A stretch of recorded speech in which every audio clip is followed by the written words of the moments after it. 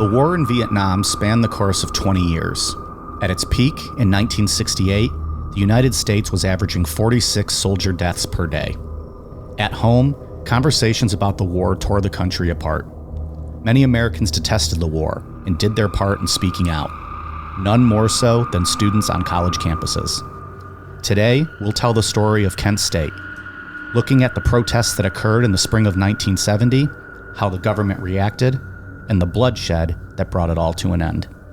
I'm Mike. I'm Ian. And I'm Dave. If you're a fan of our very infrequent history lesson shows, stick around, because when Professor Mike's class is in session, you better fucking pay attention. This is Necronomipod. Is off tonight. I'm David Brinkley, NBC News. Kent State University in Ohio has had campus violence for 3 nights, causing the National Guard to be called in, and today the guardsmen opened fire on the students, killing 4 of them, 2 young men and 2 young women. 3 were shot in the chest and 1 in the head. A dozen or more others were wounded, some by gunfire and some by bayonets. The university is closed and all faculty and students have been sent home. The students were protesting the American invasion of Cambodia. The National Guard was called in over the weekend by Ohio Governor James Rhodes. Today, when 1,500 students started an anti-war...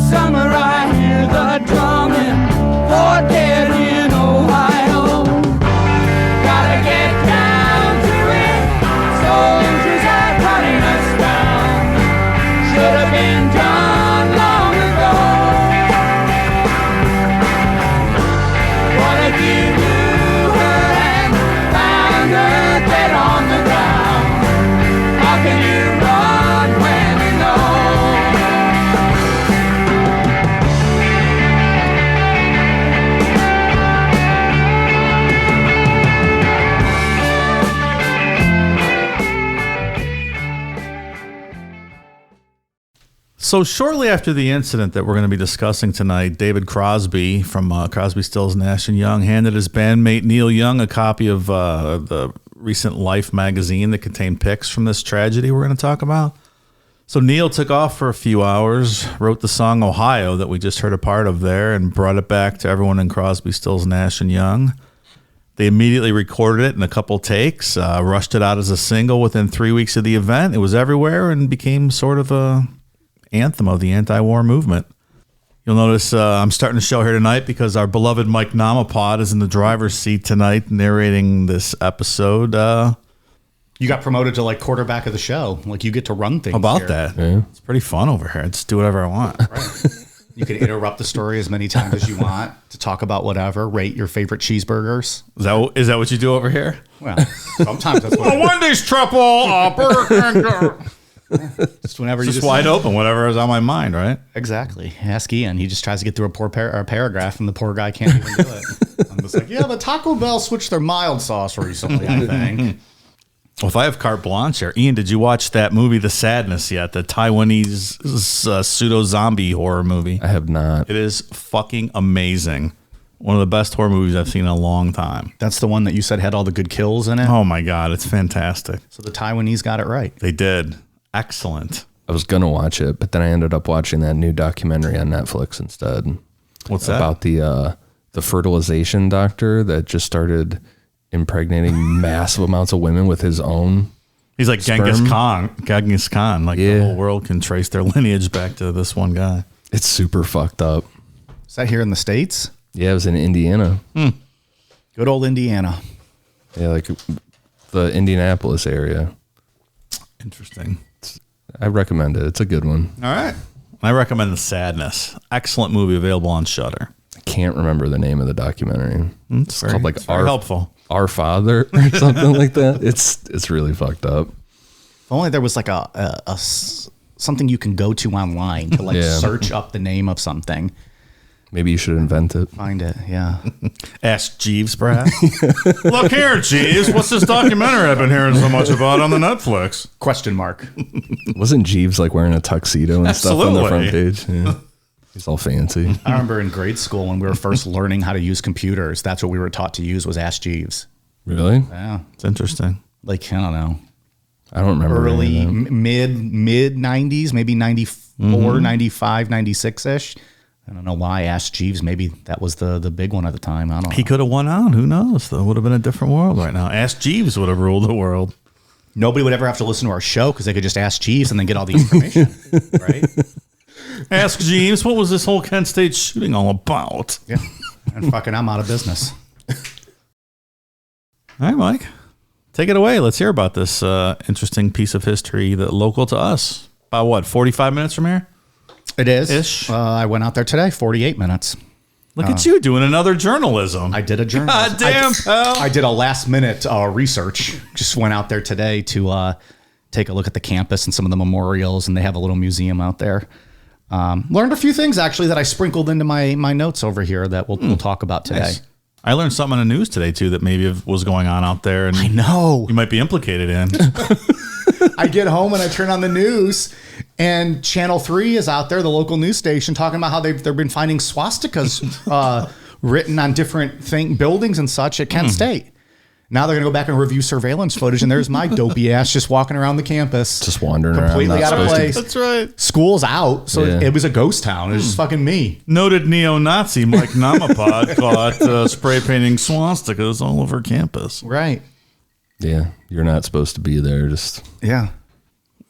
Hey, nobody, wandering around. There was no security. Nobody asked me what I was doing there. I just felt like I was free to walk around and mosey about and learn some stuff. I'm recruiting for the Klan. Is anyone doing? You guys do anything tonight? We're having a keg party over at Klan Town. Is that so wrong? I'm just recruiting members from my group. We burn crosses to stay warm in these cold Ohio nights. It's not my intention to be doing all these local stories, but between James Garfield and this one, that's kind of been what I've been doing. well, you've picked up a book on this, right? I did. Prior, I had the idea to do this show before I got the book, though. Oh, okay. And then I went and got the book because I was just interested in kind of learning more and figured, hey, this can be a good episode maybe. And in fact, just to kind of go over my sources real quick, the book was 67 Shots by Howard Means, which was a fantastic, very thorough, well-written book. And I thought like probably the fairest that you can probably find on this subject when it comes to the city of Kent, the students, the administration, the Ohio National Guard. So 67 Shots by Howard Means was really good. I also picked up Kent State, 4 Dead in Ohio by Durf Backdurf, who I believe did the My Friend Dahmer book. Yeah. His was good too. It's all done in like newspaper comic strip, and it kind of reenacts the entire weekend of what happened at Kent State. Really good. That's how the Dahmer book is too, that Is he it? wrote. Mhm. Yeah. Same style. It's very interesting. And it's just a different, like, so you're not just looking and reading page after page, kind of breaks it up, gives you the same information, but, the cartoon illustrations were a nice change of pace. Then I watched the documentaries May 4th, Our Place in History, and The Day the 60s Died, and then the website kent.edu. Had some good stuff on there. So, and then obviously touring today, the campus. Did you get mugged or anyone want your autograph or pictures, right? Yeah, like I said, it was kind of a ghost town. There was like a high school there. It looked like they were on like a tour of doing like the Kent State shooting stuff, kind of walking around, and they were fucking taking their sweet ass time up at the top of the hill where the National Guard opened fire. We'll get to that. And I had to go stall and wait for them to leave so that I can go up there and check it out. Anyways. Should have went and cucked the dean's wife like Hank did in Californication. Yeah, I should have. It's right up your alley. It didn't cross my mind when I was there. Wow. Shame on me. Should have known better. Don't do research. Just go bang the dean's wife. Get the inside track. Wait, so your name is Dean Koontz? I watched that the other day. So great. Good. It's season 3, right? It is season 3. All right, let's set the scene kind of for what was going on in the 1970s in the United States. By May of 1970, over 50,000 U.S. soldiers had been killed in Vietnam, dating back as far as the 1950s when troops first touched down in Southeast Asia. By 1970, the U.S. was averaging 17 soldier deaths per day, which, per our opening intro that we did, that was down from 1968, but they were still averaging 17 per day. Isn't that crazy? Could you imagine that today? No. No way. How many, this is probably going to be hard off the top of our heads, but I wonder how many soldiers in the Iraq War or Afghanistan War died a day. If only there was a site so we could type this information. I think it ended up being a little over 5,000 total in 20 years. So, yeah, I didn't think it. I knew it was nowhere close to this. And in the year 1970 alone, the deaths were just over 6,000 U.S. soldier deaths in Vietnam. But in 1968, 46 deaths per day. That's they crazy. Were averaging. It really is crazy. That was at its peak for us. The war in Vietnam is one of the most controversial times in American history. Many Americans opposed the war from the get-go, but even more opposition grew as the 1960s rolled on and more troops were sent over to fight in Vietnam, despite presidential claims that the war would soon be over and our troops brought home. Then in November of 1969, Americans learned about the My Lai massacre, which occurred in March of 1968, a year and a half earlier. In short, the My Lai massacre saw U.S. Army soldiers kill somewhere between 347 and 504 unarmed South Vietnamese people. Soldiers were reported to have mutilated some of the bodies, many included children, and even gang raped some of their victims. When Americans found out about this horrible tragedy, opposition towards the war grew stronger. On top of that, about a month after learning about the My Lai massacre, on December 1st, 1969, the United States reinstated the first draft lottery since World War II. This time, however, many of the deferments that were originally in place during World War II were being removed, which left college students unsure as to what their futures might hold. Because previously, if you were a college student, you were exempt from the draft. Yeah. This time, that wasn't necessarily clear up front, and people weren't sure. Yeah. Bone spurs were still an acceptable deferment, as I understand it.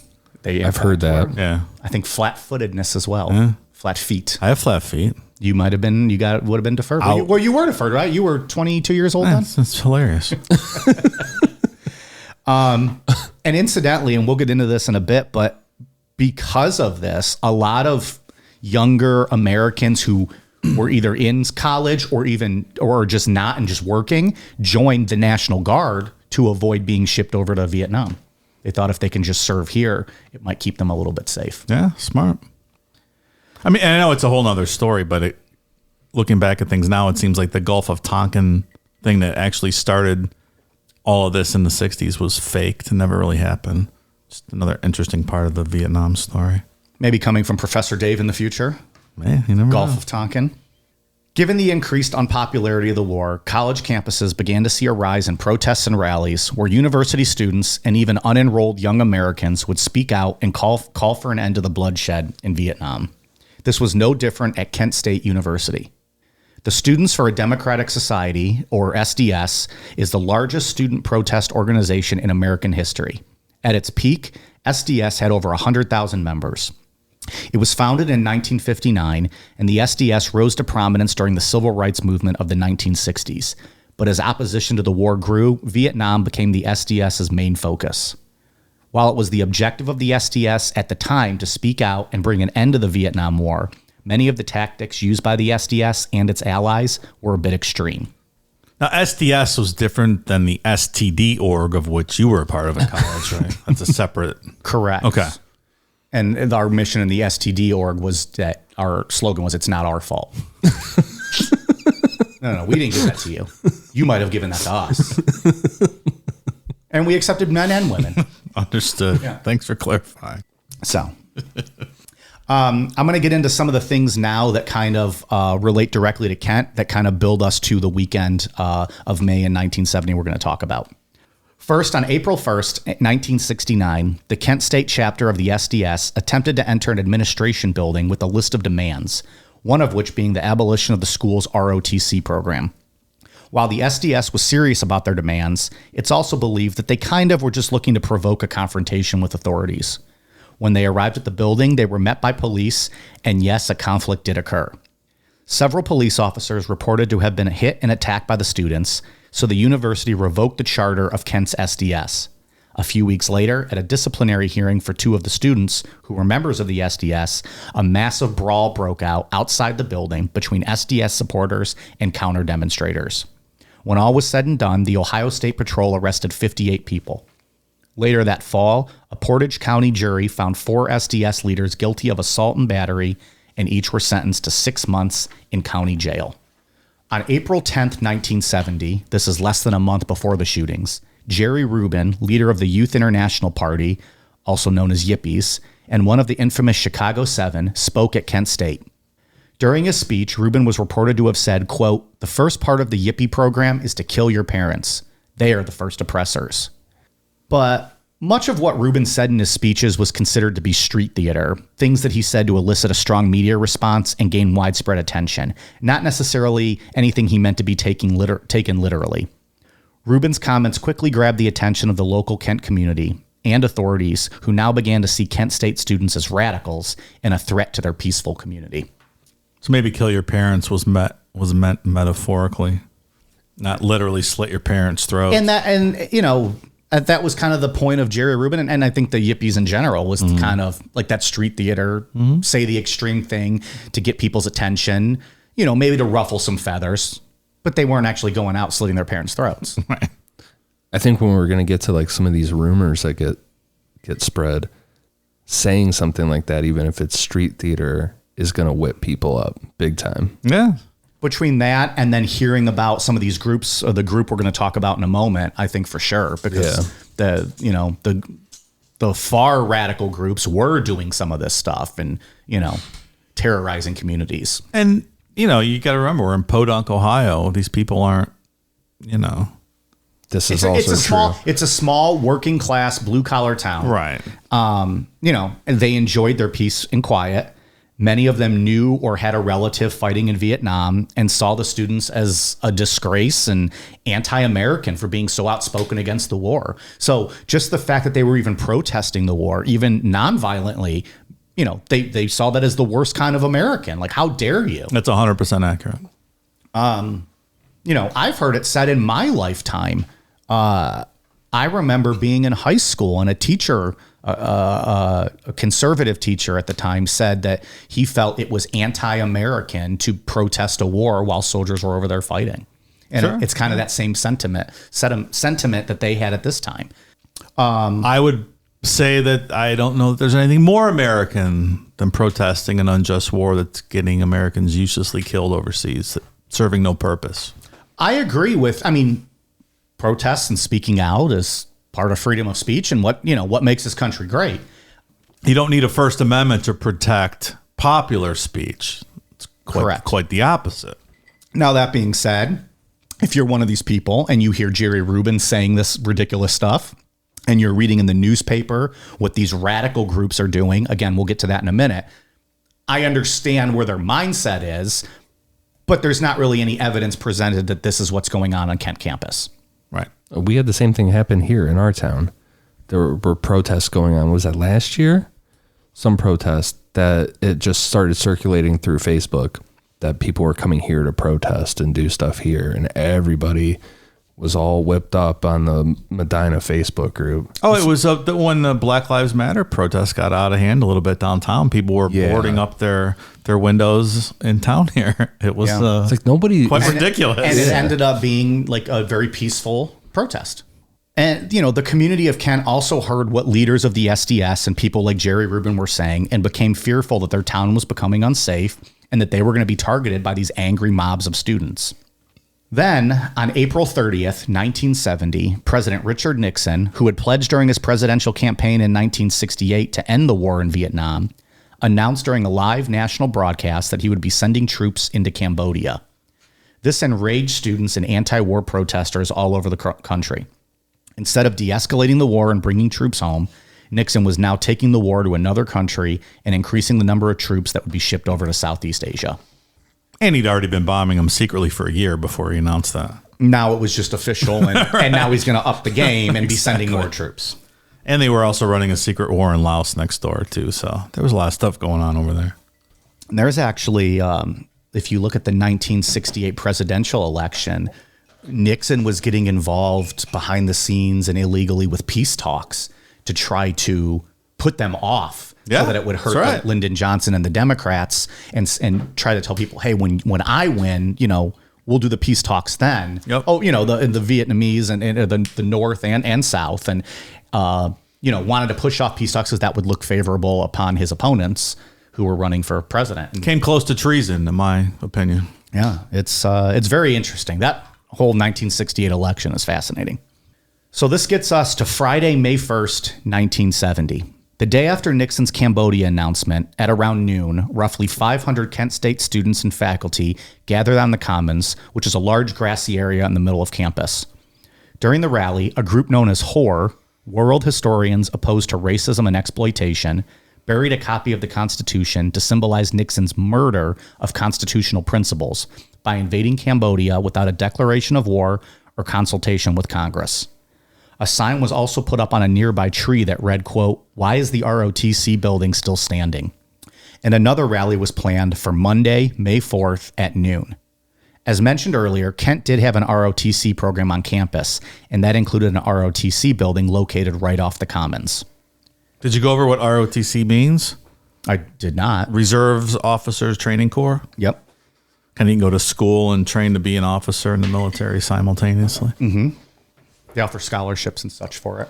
I like that whore name. That's an interesting... I believe Danny DeVito would pronounce it whore. Yeah, talk about grabbing someone's attention. And then you're like, what is that? Oh, we're just world historians and we don't like racism and exploitation. I'm in a group known as Citizens United for Nice Titties, and we get a lot of flack for, I wonder why. Get shirts coming out? Mike... Go ahead. I was going to say, in college, you were in that organization, the regular users of forced intercourse. Roofie for short, right? It's like, I was trying to figure out in my head. Yeah, no. Probably got a lot of flack for that. I don't one like too. what you're insinuating with that, pal. They'll never let me back on a college campus again, and I quite enjoyed my visit today. So that same night, this is Friday still, roughly 11 p.m., a crowd of drunken protesters formed in downtown Kent and began taunting local police, throwing beer bottles at their cars and breaking storefront windows. Before long, nearly 500 drunk, angry protesters were terrorizing the town, blocking traffic, and challenging the few police that were in the area. By 12:30 a.m., Kent Mayor Leroy Satrum declared a city emergency and ordered all the bars to be closed. With even more students piling out of the bars, the streets became a mess and the entire Kent police force was called in, as well as Portage County deputies. When protesters ignored their calls to leave, police began using tear gas to force the protesters out of the streets and back to campus. It was also reported that the police used their guns to hit and club protesters and rioters who weren't following orders or weren't moving quickly enough. Things finally quieted down around 2 a.m. that night. Prior to the situation being resolved that evening, however, after declaring a city emergency, Mayor Satrum called Ohio Governor Jim Rhodes and informed him that SDS was rampaging through the town and had already taken over a portion of Kent. Obviously, this was a bit of an exaggeration. With this information, though, given to Governor Rhodes, a call was placed to the National Guard liaison officer to head to Kent and assess the situation. Okay, appropriate steps so far. I agree. It's getting a little out of hand. They were A getting lot of rowdy. hand. Yeah. I mean, if you're a local business owner downtown, things like that's are going on. Yeah.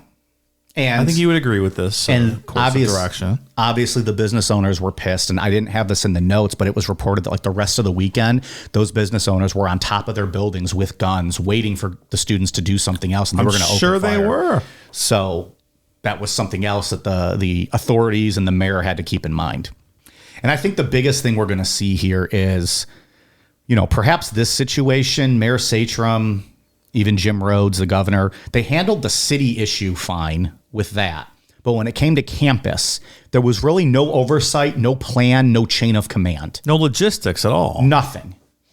It just, we'll get into it. Now we're on Saturday, May 2nd, 1970. Because of the fact that some students the night prior had essentially rioted and caused a lot of damage to local businesses in town, there was a large uproar from the Kent community.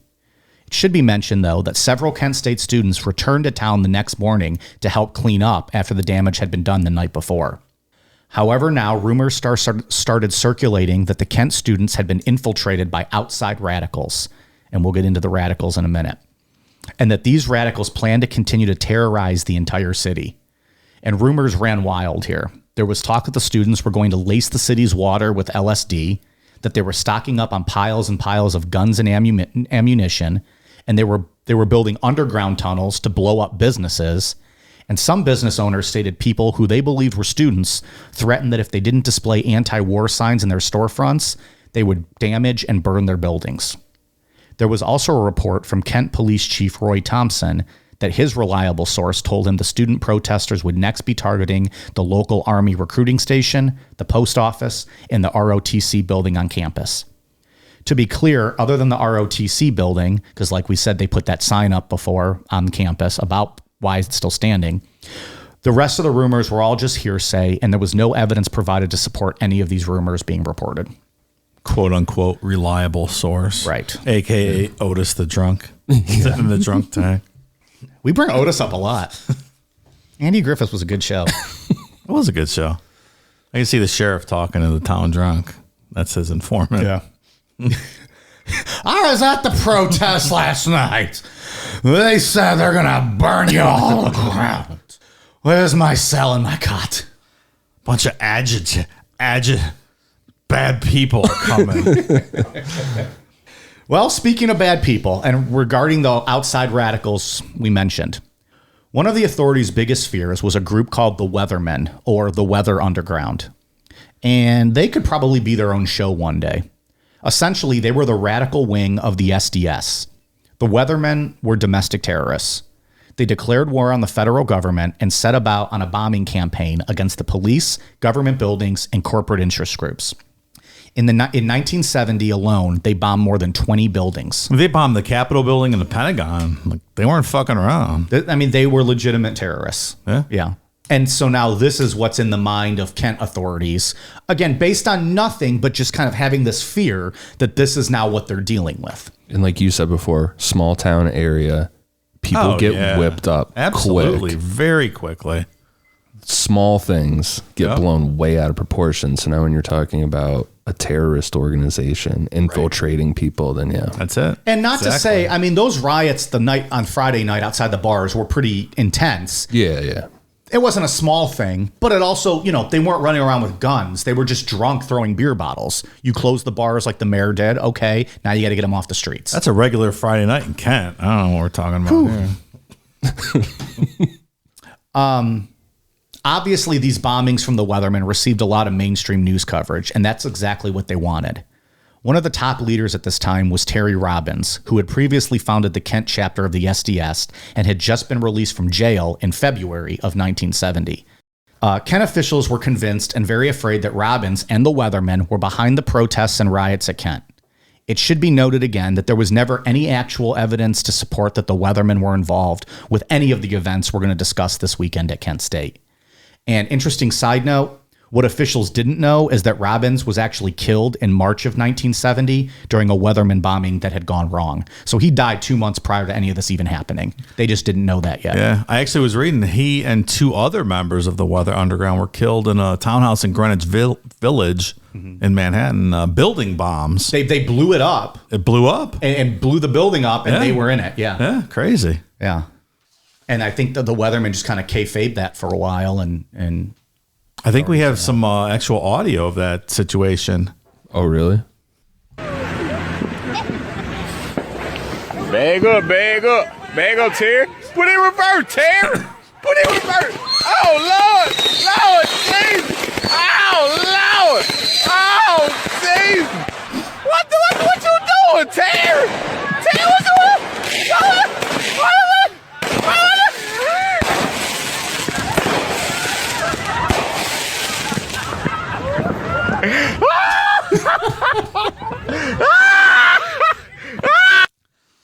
Actual footage of Terry getting blown up. We're on, right? It's not muted, is it? No, we're good. It'll never get old. Never. No, I want to watch. What's the one with the fireworks where it's The bootleg fireworks. Bootleg fireworks. That one. That's a good one, too. Yep. All right. Any hoodles. So the weathermen were not great people, but not involved in this. On the morning of Saturday, May 2nd, Mayor Satcham had ordered, due to the serious threats he believed the town was facing, that there should be no sale of liquor. There would be no sale of liquor, beer, firearms, or gasoline unless it was pumped directly into a vehicle. No booze in Kent? Now I see why there was a riot. That makes more sense now. Oh, now you're out there protesting? He also issued a city curfew from 8 p.m. to 6 a.m. and a campus curfew of 1 a.m. Fearing that the town didn't have the resources to face what crazy rumors were being reported to him, Mayor Satcham called Governor Jim Rhodes and officially requested the assistance of the Ohio National Guard. Governor Rhodes, who had already deployed the Guard 40 times in the previous 2 years in office, immediately approved the request at 5 p.m. that Saturday, but it would take a few hours for the National Guard to arrive. Around 8 p.m. that night, a group of students began to congregate on the campus commons. The crowd quickly grew, mostly with students who were just interested to see what was happening. After a few minutes of anti-war shouts and slogans, the crowd marched across the commons to the ROTC building. The students milled around for a while until a few began throwing rocks at the windows of the building. Eventually, things escalated, and students began throwing flares into the building, setting it on fire. A few minutes later, the local fire department arrived, but as they tried to extinguish the fire, some of the students cut their hoses with machetes, ice picks, and knives. With no help from the city or campus police, their hoses being damaged, and rocks still being thrown at the building, firemen were like, fuck this, left the area, and the building continued to burn. It was later reported that only about 15 students were 15 people were throwing rocks and flares at the ROTC building, with the majority of the crowd just standing by, shouting and yelling. So while there may have been up to 1,000 students on the commons for this rally, there were very few witnessed to be engaging in riot-like behaviors. Many of the student protesters on campus didn't even attend this rally because they felt engaging in criminal acts like this played right into the authorities' hands. They were right. I agree. I mean, again, this is not good behavior. This is riot-like and very dangerous. But this happens at a lot of protests. It does. Outside agitators come in. They view it as a chance to burn shit and break windows and that, and it gives the whole protest and the whole movement a bad name. And something to keep in mind too with this, and we don't get into it a ton in this story because it's a lot of just rumor, innuendo, and things that there's not a lot of information on. But there were outside agitators alleged to be a part of this. There was also undercover FBI, CIA, and local police agents involved in these protests. I have no doubt. And they're not sure to what extent, what role they maybe played in some of this agitation. Could it have been outside radicals? Sure. There's no evidence to support that. Could it have been outside, law enforcement agencies? Could be. Not unheard of. They certainly were a part of other protests. Exactly. I would be shocked if someone from the CIA wasn't in one of these protests. If they weren't in one, you would be shocked. Yeah. Yeah. At least someone from the CIA. Or they were all in that over crowd. this stuff. Absolutely. At least maybe came after the Friday night incident when authorities are like, hey, something's fucking happening here. They were trying to infiltrate all those groups back then. All of them. A little after 10 p.m. that night, close to 1,000 National Guardsmen arrived in town and on campus for their occupation. Thinking they may be facing thousands and thousands of armed and dangerous students, the National Guard showed up with 138 trucks of varying sizes, 7 armored personal carriers, which are essentially tanks that were also used for the heavy growth in the Vietnam jungle, 3 armored personal carriers adapted for mortar launches, 5 armored command vehicles, 13 helicopters, and 4 airplanes. Essentially, they showed up to the small town preparing for a minor war against a virtually unarmed group of student protesters. When the guardsmen arrived, there were some students meeting at the gates of the university, planning to march through downtown. At this moment, these students were not rioting, attacking anyone, or causing any damage, simply gathering. However, because they were trying to march through town, they were in violation of the 8 p.m. city curfew. The guardsmen forced them back to campus using tear gas and by charging the students with the bayonets of their M1 Garand rifles. One student was in fact stabbed with a bayonet, and several others were arrested for the curfew violation. Most of the students quickly left when the tear gas was fired at them, but a few of the more hardcore protesters did throw some rocks back at the guardsmen who were attacking them. Real quick note on the M1 Garand rifle. This was kind of at this point an outdated gun. The National Guard was just getting leftovers from the Army at this point, old weapons. When the M1 Garand rifle was first introduced during World War II, I believe General Patton called it the greatest military weapon ever invented. Interesting. But at this point, they still had bayonets on them. They were older. They were a little outdated as opposed to the technology that they would have in Vietnam. So they were just kind of hand-me-downs that they were using. Still very powerful guns. Yeah, and they didn't have sort of the crowd control stuff they use now. Not that it's great, but rubber bullets and that kind of stuff to force crowds back without fucking bayoneting people. In all fairness, the National Guard... Fuck, is this the War of 1812? Right. And in all fairness, the National Guard, they weren't prepared for riot control, nor were they really well trained on how to do any of that. Of course not. So after attacking them with bayonets, tear gas, having rocks thrown at them, eventually the National Guard was able to force the students back to campus, where essentially a police state was awaiting them. Helicopters flying overhead, guardsmen standing outside of all the building doors, and hundreds more patrolling the campus and the streets of Kent. Guardsmen began forcing students into their dorms, even though it was not yet campus curfew. Students that didn't immediately comply were met with tear gas, bayonets, and having guardsmen point their guns directly at them, essentially intimidating the students into the nearest buildings. Once inside, the guardsmen refused to let them out for the remainder of the evening. Martial law certainly seemed to be in effect. You can see the escalation happening in real time. Seems a bit much. When they're rolling the hardware with all that. Seems like a lot. I feel like even if I wasn't one of the aggressive protesters, that would piss me off. And it's okay, you want to fight? Now we're going to fight. Sure. Is the school is the dean under the purview or the oversight of the governor? This is a state school. If this was a private school, they could throw these people out. They wouldn't have any jurisdiction. I certainly think that's what the mindset that was used when all of this happened, because as we'll get to here in just a bit, the president of the university, Robert White, was not even notified that this was all happening. He was out of town on Friday and Saturday. Yeah. And then got a call, hey, the National Guard just fucking rolled up on campus. Because it's a state school, and they don't necessarily have to tell them. They just do what they want, right? But that's just the overall theme of just no communication in all of this. Right. No plan was in place. Hey, they want to protest. Okay, what can we do to ensure a peaceful protest occurs? Should we have the Portage County deputies there just to kind of block off the area, make sure things stay calm? None of that was done. There was no plan in place. Everyone was flying by the seat of their pants. Yeah, seems like it. You would think if you're the mayor or even the governor, you might give a call to the university president and say, hey, here's what's happening. Just so you know, here's what we're going to do. Campus police weren't doing anything. The local police weren't doing anything. It has disaster written all over it from the start. Absolutely. Weren't doing anything or weren't involved? Were they the local police being communicated with? They were being communicated with, but there was no plan. Right. So there was, what is there really to communicate when, the National Guard just kind of taking over and implementing martial law, but we're going to get to that in a minute. They don't even know what that means. What are we doing here? What is the goal? What's our agenda? Mm-hmm. Local police too, just kind of standing by, offering some assistance to the National Guard. But again, there's no plan for what are the students allowed to do and not allowed to do? We have these curfews in place, but can they just start protesting in the middle of campus? Were the curfews legal? Well, again, all of that we're going to get to here in just a minute. Well, somewhat in a minute, yes. Sunday, May 3rd, 1970.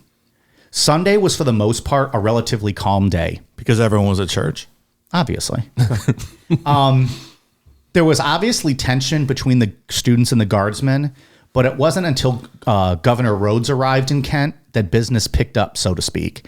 And there's actually pictures of guardsmen and students fraternizing, hanging out, laughing, talking. Some of these guardsmen were the same age as the students. Exactly and right. They only joined the guard to avoid being shipped over to war, which is what the students were trying to avoid, and didn't want. Mm-hmm. There's pictures of some of the students putting flowers in the rifles of the guardsmen being coquet with it, laughing, joking. It was a calm day on that Sunday. Then old Governor Jim Rhodes shows up. Governor Rhodes was in the middle of a primary election for a U.S. Senate seat. and he wanted to use the situation in Kent to prove to his Republican voters that he was tough on crime. Up until this point, Governor Rhodes was trailing in the polls to Taft was the guy's name. I forget what his position was, and I believe he was a descendant of William Howard Taft. Rhodes, who was the governor, was trailing pretty largely coming into this because of campus riots that had happened at Ohio State that got way out of hand. Rhodes didn't act effectively or quickly enough for the Republican base at the time. Very much wanted to see law and order, and Rhodes was kind of softer on Ohio State. So he goes, here's my chance. We're a few days away from the primaries now. I'm going to use Kent as the example. Spoiler, he did not win that primary. But because of the way Kent happened, he surged in the polls and lost by only 6,000 votes, less than a percentage point.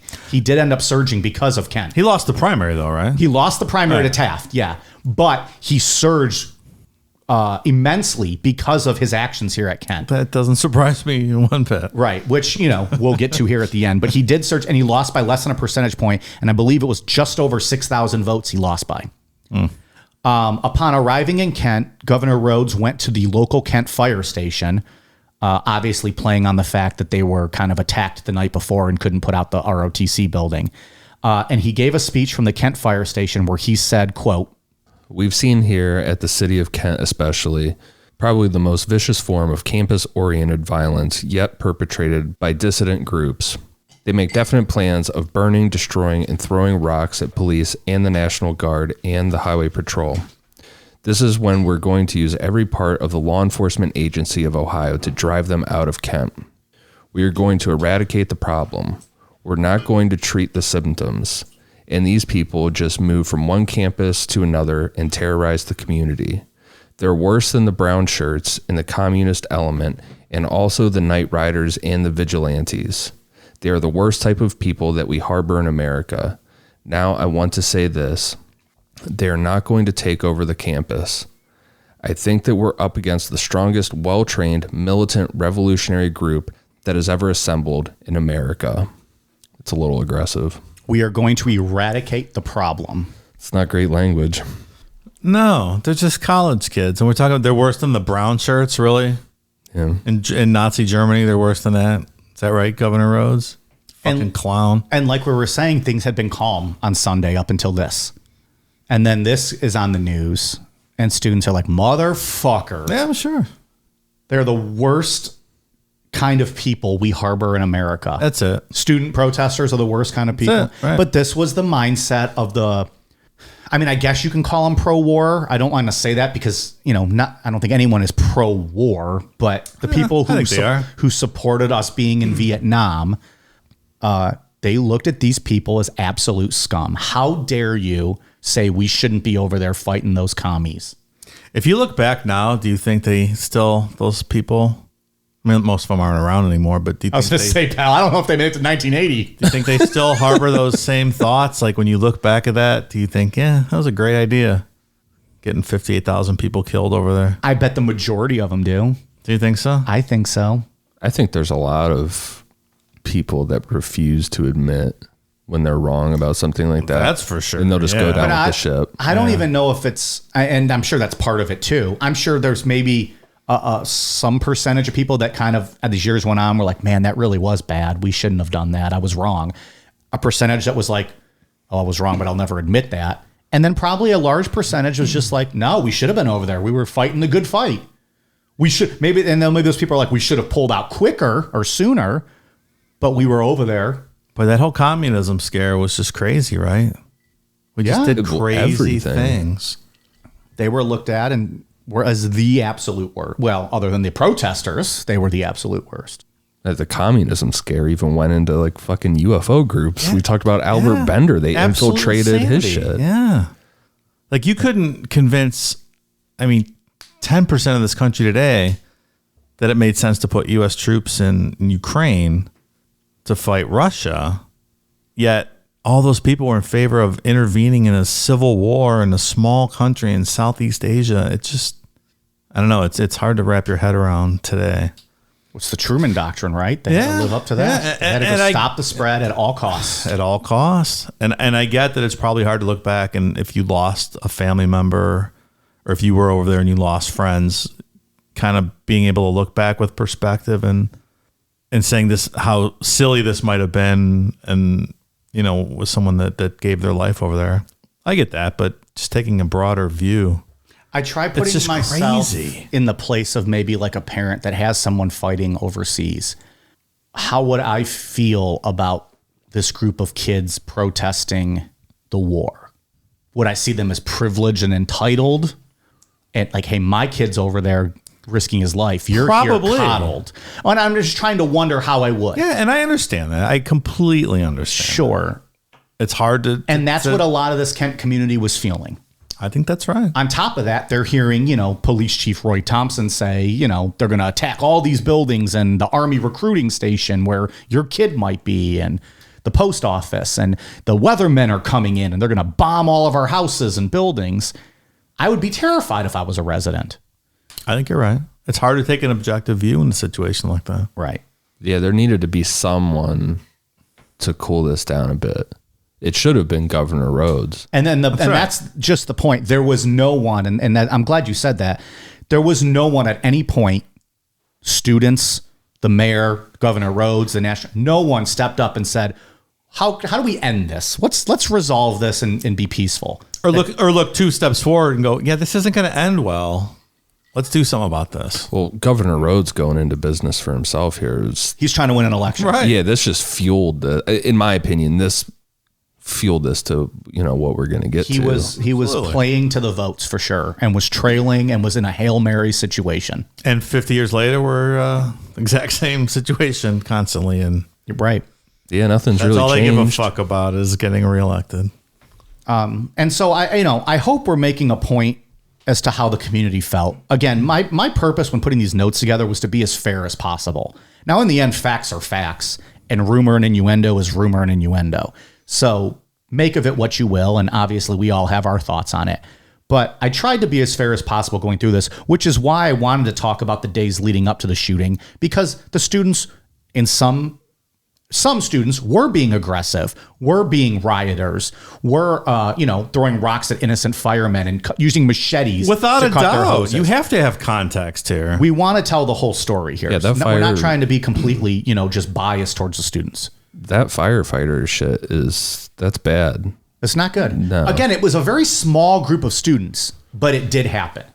Or protesters. Again, we don't know if they were students or not.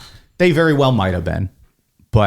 And it probably was premeditated given that sign that they had put up the day before about why is the ROTC building still standing.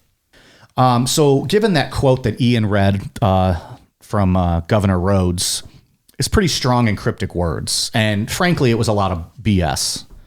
Rhodes also noted in his speech that he was declaring the situation a state emergency. However, he never did officially submit any of the paperwork for that, compromising the legality of everything local authorities and the National Guard tried to enforce. So, Dave, that goes back to your curfew. He never actually submitted any paperwork for it to be an official state emergency. He was just saying the words and then saying, okay, go do. That was his whole point. It didn't matter if he actually did it. No. And no one was saying anything otherwise. Nope. You would like to think that at the very least, maybe President White, Robert White of Kent State, would have stood up for the students and said, hey, what's going on? He didn't. He was kind of distant from all of it. Very laissez-faire about it. Kind of like, oh, the National Guard's here. I'm hands off. Yeah. What can I do? Right. So while Sunday had begun as a fairly peaceful day, there was still a breakdown in communication between the National Guard, university officials, local authorities, and the students. First, there was confusion on campus as to who was actually in charge. Robert White, the president of the university at the time, as I had said earlier, was out of town when he received the call that the National Guard was on their way to campus. He was shocked to hear this, as he had not been notified by Mayor Satram, Governor Rhodes, nor the National Guard. Second, even though Governor Rhodes declared a state of emergency, it wasn't clear to any authorities what exactly that meant and what laws they could and could not enforce. He declared a state of emergency in the same way Michael Scott declared bankruptcy. I declare bankruptcy! I like how, like, a couple minutes after that, Oscar walks into his office like, that's not how it works. Like, you can't just yell bankruptcy. It's like, what do you mean? I didn't yell it. I declared it. Yeah. That's exactly what Governor Rhodes did. Like, just saying it doesn't make it so. And there are a lot of other puzzle pieces that need to be put together. Meanwhile, the National Guard is sitting there with their like thumbs up their asses. Like, what the fuck are we supposed to do now? Right. Students don't know what the hell's going on. An interesting note about that, students were now being told over like the campus radio that they could not be together on campus in groups of 2 or more, or they would be charged with unlawful assembly per the Ohio Riot Act. Is that even a real thing, though? It doesn't sound like it. I was trying to do some research into the Ohio Riot Act, and I don't even think it exists. The Ohio Riot Act at this time, from what I read, was not even a legal thing. It didn't even It didn't even become like a bill until 2 years later. That's what I found. I couldn't find it. That doesn't mean anything. So, but they're telling campus, over the radio, students are hearing. So now they're hearing it from their peers. Hey, you can't be in groups of 2 or more. Don't fucking walk to class with 3 of you. You're going to get shot or arrested. In groups of 2. They didn't say shot. They arrested.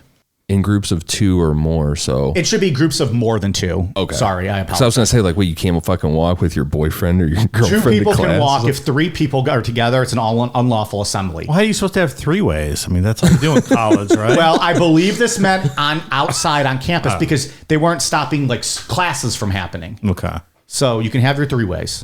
Got it. Not outside, pal. Keep it inside. Wow. What fun is that? You can't go do it on the commons, ringing the victory bell while you're, in the middle of a threesome. So you said that they didn't stop classes. Well, this is still the weekend, technically. So the National Guard showed up on Saturday. We're now on Sunday. But yes, Monday classes were still planned to go on. If you had your kid there at this time, would you have tried to get them to come home? Some parents were afraid. A lot of students kind of gave the old, Mom, I'm going to be fine. Like, we're just going to go protest peacefully and go chant and talk. And, I think people were kind of overwhelmed and kind of shocked by it all. Like they didn't, you hear the National Guards there, but then you talk to your kid and like, Mom, everything's fine. Like, just going to class or whatever. Right.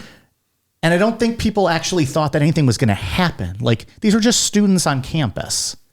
And I don't know. I'm speculating. No, you're probably exactly right. But I know, one of the victims we're going to talk about later, Jeff Miller, talked with his mom earlier on either Sunday or Monday. I can't remember. And he was like, I'll be fine. I'll call you later.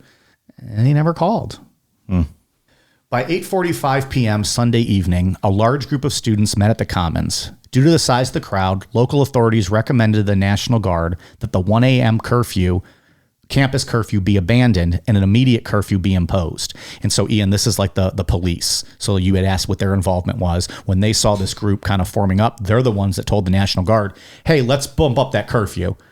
Again, there's no oversight here. Right. It's just the police telling the National Guard. The National Guard's like, fuck it. All right, that 1 a.m. curfew, it's now 9 p.m. And the National Guard read the Ohio Riot Act and demanded that the crowd disperse within 5 minutes or action will be taken. They're just making it up as they go. Exactly. With no authority to do these things. Right. So that's the thing too. Like if the Ohio Riot Act didn't exist until 2 years later, the bill, what did they actually read?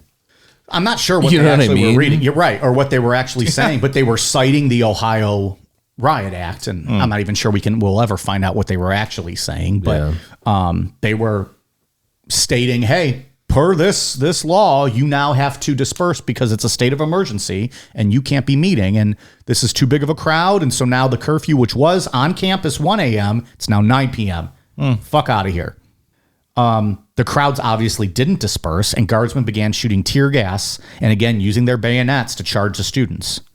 There were reports that the guardsmen didn't even wait the full 5 minutes that they had allotted the students before attacking them.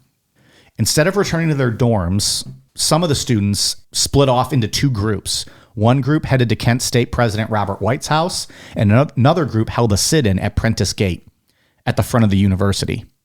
The sit-in group asked for a chance to meet Mayor Satrom and President White to discuss the list of demands they had, one of which being the immediate removal of the National Guard from campus. Rumors began swirling that Mayor Satrom was actually on his way to the scene. This news lightened the mood of the students, and for the time, everything was relatively peaceful. What's interesting about this, someone actually came over a loud police speaker indicating Mayor Satrom and President White were on their way. To this day, that person has never been identified. The police don't take credit for it, and none of the students knew who it was who yelled that. But It calmed the crowd. It calmed the police and the National Guard because the students were now kind of relaxing. However, by 11 o'clock that night, police confirmed that neither White nor Satrum were coming to the rally and informed the guardsmen to shut everything down. The Ohio Riot Act was once again read, and the students were told the curfew, which had already been changed to 9 p.m., was now 11 p.m., and everyone must leave. I wonder if the same person read it. If they just he opens a scroll. Payroll of Governor Rhodes. I do declare the Ohio Riot Act.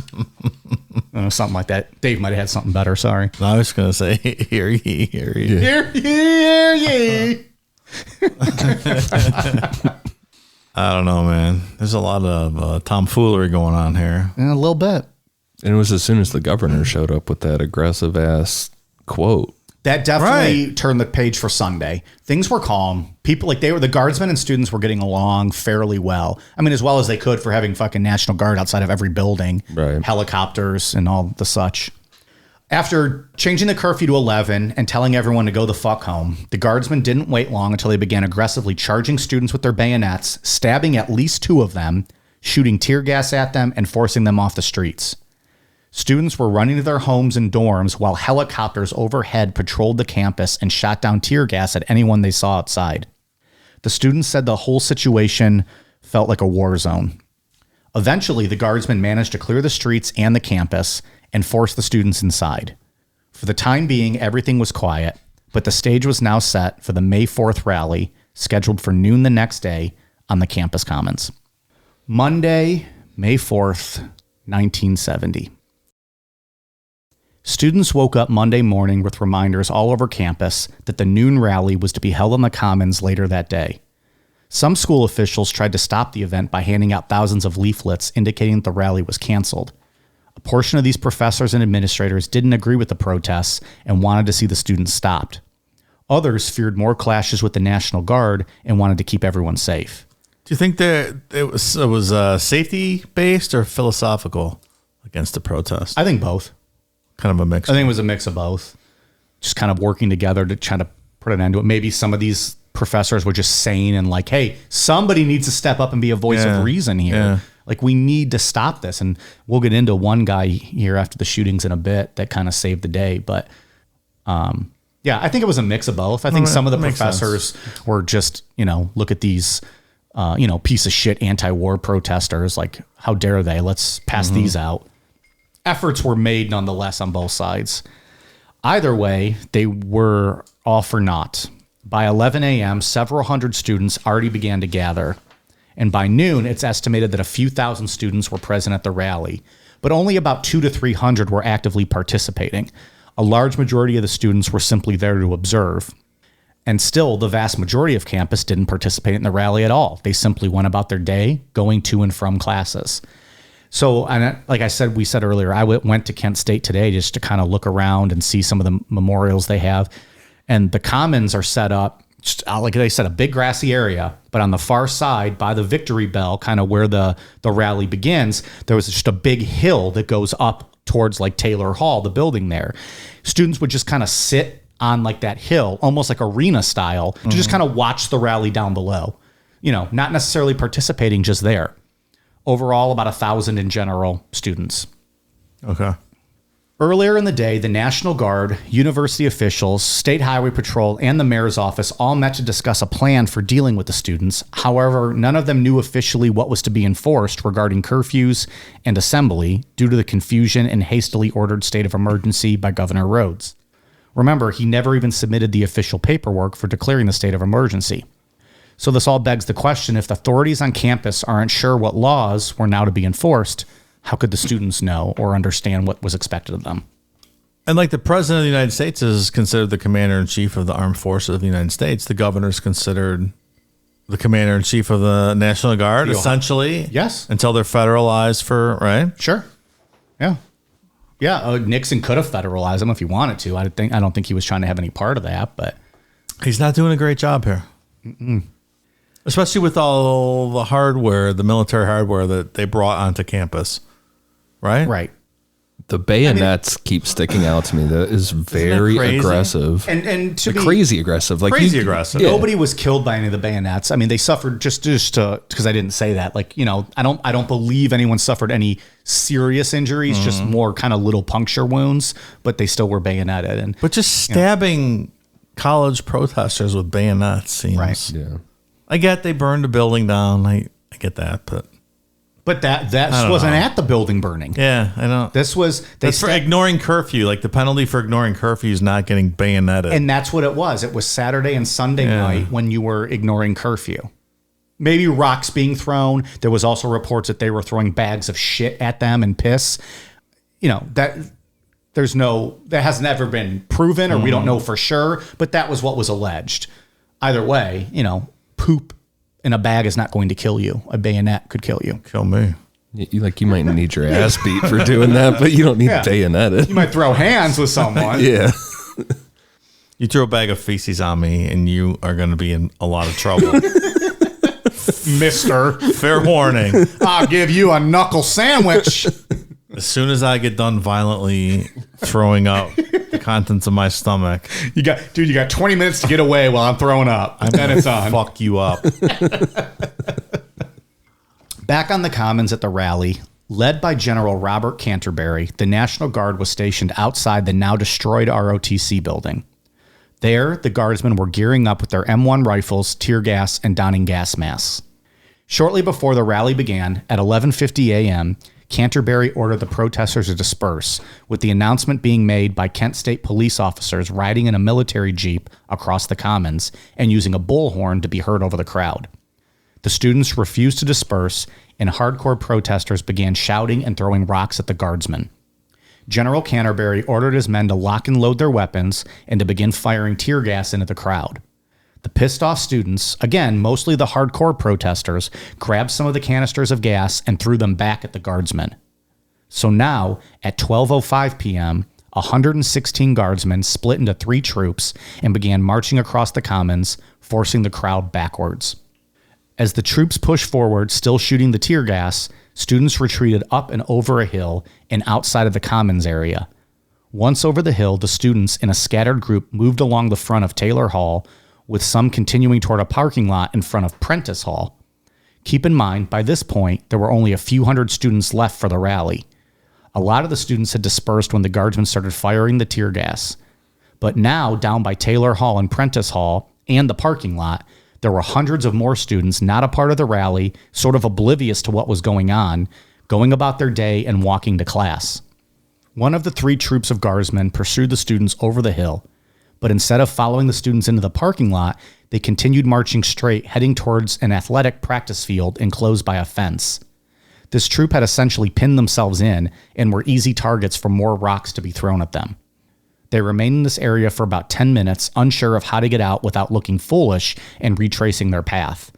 I feel like it's almost like a Monty Python bit. Like they just kind of get stuck. They're just like marching in a circle. That's not what they were doing, but like, how do we get out of here? How do we get out?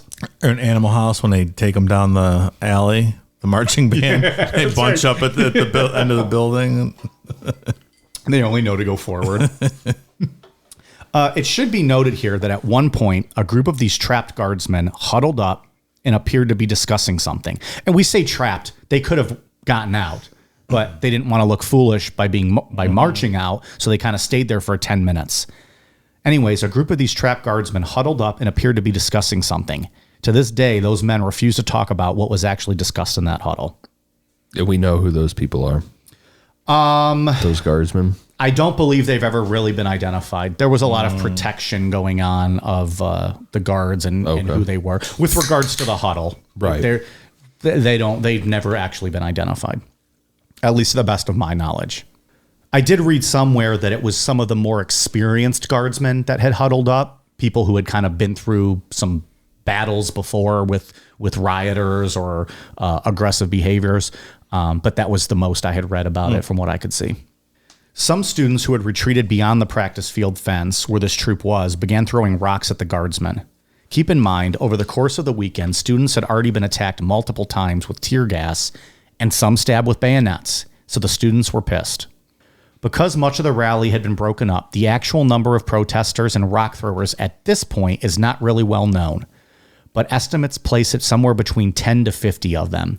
So now you essentially have 10 to 50. We'll go with 50 just to be on the higher end. You have 50 people that are still now taunting the National Guard, protesting, yelling, mocking them, throwing rocks. Of the thousands that might have initially been there, there's about 50 left that are actively participating. How many troops total? So it was 116 men that moved forward with their advance. There was over 1,000 on campus, yes, with rifles, gas masks, tear gas. So 50 protesters should not be that scary to 116 here. 116. And it's not even known that they're not all throwing rocks. They're not, they're maybe mocking them and getting in their face. They're flipping them off. They're, waving flags in front of them. They're not all throwing rocks though. And again, estimates are tough as to what that number actually was. Sure. So all the other students that were just watching, a lot of them had dispersed. They were just gone. They left They were running away. They were in scattered groups, kind of moving, just kind of getting out of the way. Right. And so when the troops pushed them out of the commons area, the protesters over a hill and into like a, 2 buildings and a parking lot area outside, now they're just dispersed or now they're just, mixed up with regular students who are just going to and from campus. Okay. Just walking to their cars, walking to another building, just completely people who are oblivious to even what was happening, not even realizing, tensions are really high right now. That tells you all you need to know about this situation. Right. And so at that point, you went from 1,000 protesters to a scattered group, everyone getting away, to now 50 protesters maybe, but hundreds more of just general students kind of going to and from classes. And if they're in riot gear, right? Like if you're throwing rocks at them, they're bouncing off, right? Yeah, I mean, there was no reported injuries. At 12:12 p.m., while all this was happening to the guardsmen on the practice field, another troop of guardsmen who were across the way and closer to the Prentice Hall parking lot were ordered by Major Harry Jones to kneel and aim their weapons towards the students in the lot. The troop did so, but none of them fired their guns. This was done as a threat to the students, and this plan actually backfired on the guard, as the protesters who were there started mocking them and laughing at them, kind of taunting them in a way. But they were loaded weapons, right? With live rounds. So, and we'll get into that in a bit, but yes, they were loaded weapons with live rounds that they were pointing at these protesters. Again, while hundreds of other innocent students were walking in the area. It's absolutely outrageous. It's a crazy scene that I have trouble picturing in my head. And we could even, if this is hard for people to kind of comprehend by me just saying it, we can post a map maybe if we need to, kind of shows, where they were pushed off the commons and into the parking lot area. So maybe we'll do that. Or let us know if you want to see a map. We can send one. So again, the troop knelt and pointed their guns, but they didn't fire. Annoyed and frustrated, General Canterbury allowed Major Jones to take command of the area. Major Jones was kind of a known hard ass and, liked law and order and kind of was an old school type mentality. He had the guardsmen who were on the practice field, as well as the guardsmen who were pointing their guns, about 76 men in all, because there was still another troop that was on the far side of Prentice Hall that were kind of just posted up there overseeing everything. So that's what would finish out the 116 men in general. But Major Jones oversaw 76 men. He had them form a wedge formation and retreat back up the hill to head back towards the ROTC remains on the commons. As they did, some protesters began following the guardsmen, and the guardsmen claimed to have been struck by rocks and varying pieces of debris as they retreated up the hill. Eyewitnesses also later noted that as guardsmen walked up the hill, they were seen patting each other on the shoulder, almost as a sign of some sorts. Now, nothing would ever come of that. We wouldn't learn much more about that, but that's what eyewitnesses noted. Finally, at 12:24 p.m., while retreating back up the hill, a group of guardsmen who were at the back flank of this 76 men moving up the hill, a group of them slowly turned, knelt down, and opened fire into the 100 of students down below. Over the next 13 seconds, 28 guardsmen would fire 67 shots at the students. When all was said and done, 4 students were dead and 9 more were injured. All of them were unarmed. Many of the guardsmen would later testify that they didn't shoot into the crowd, but instead over their heads as a scare tactic.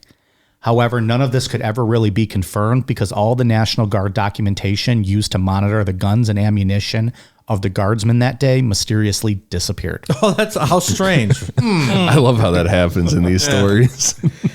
Right before the shots were fired, the police officer somehow turned their body camera off. Right. That's like weird. The Waco stuff. It's like Yeah. those overhead cameras all of a sudden turned off for a second. And so like what they would keep records of like, passing out, I'm going to pass out a gun to you, Dave. And now sign here, you get gun number 32. All those records were lost. Weird. It was also reported that the guardsmen quickly reloaded their guns to make it look like they had never fired them. Because there's no other ways of finding that And the out. records of ammunition, I'm sure, were not available either. Oh, sorry. I think we lost that in the ROTC building fire. For the record, there was no records from the National Guard in the ROTC building. The National Guard would later say that about 1,000 students chased them up the hill and that, quote, the air was black with stones, end quote, being thrown at them. In actuality, there was probably 50 protesters at most, and of those being aggressive, none of them were within 150 feet of the guardsmen when the shots were fired. There is no evidence to support that the National Guard was in any imminent danger at that moment. Also, there have been widespread reports on whether or not an order was given to fire, or if this was a case of a single guardsman losing his cool, and others following his lead when he began shooting. We'll get into whether or not verbal orders were given in a bit, but there were some reports that as they were marching up the hill, witnesses saw Major Jones make a big sweeping gesture with his arm, which could have been perceived as a sign to open fire. That's kind of the Waco, or one of the Waco theories, right? Is that one guy from the ATF shot either on purpose or accident, and then everybody unloaded. With this, though, it's, they turned and knelt and shot. Yeah, that's a lot different. Like we've done stories like the North Hollywood bank robber shootout and stuff. Even those police don't blindly fire into crowds like that where there's civilians Right. in the area behind them. I mean, this is complete insanity. And the majority of the student population down below, the large majority, were just civilian, innocent students going to class. These were not the protesters. Like, that's crazy. And again, the nearest protester, it's believed, was 150 feet away. You're not in imminent danger, right? At 150 feet away. I was there today. I saw the markings where everybody was shot. They have little plaques in the ground for where every single person was shot. The National Guard was on top of a hill. So if you're throwing a rock 150 feet, it's even harder to get something, that high and far. It's half a football field. Right. So, and we'll get into more of that here in a bit. Let's talk a minute about the students who were killed. 21-year-old Jeffrey Miller was born in Plainview, New York, and initially attended Michigan State University. He transferred to Kent State in January of 1970. Miller was actively a part of the protests throughout the course of the weekend and was one of the individuals throwing the tear gas canisters back at the National Guard on this day. When the shooting began, a guardsman bullet struck Miller in the mouth, and the bullet exited through the base of his skull. He died instantly. Miller is featured in probably the single most iconic picture stemming from the Kent State shootings. It's the photo we posted a few days ago that shows 14-year-old Marianne Vecchio kneeling and screaming over Miller's body as blood flows from his head and down the street. The photographer, John Philo, would go on to win a Pulitzer Prize for that photo. 19-year-old Allison Krauss, like Miller, was also active in the protests that weekend. However, there's no record of her attacking or engaging in any aggressive behaviors towards the National Guard. Krauss was born in Cleveland, Ohio, and was part of the prestigious Kent Honors College. When the guardsmen opened fire on the students, Krauss was hit with a bullet that entered and exited her upper left arm and then entered the left side of her chest, fragmenting on impact and causing massive internal trauma.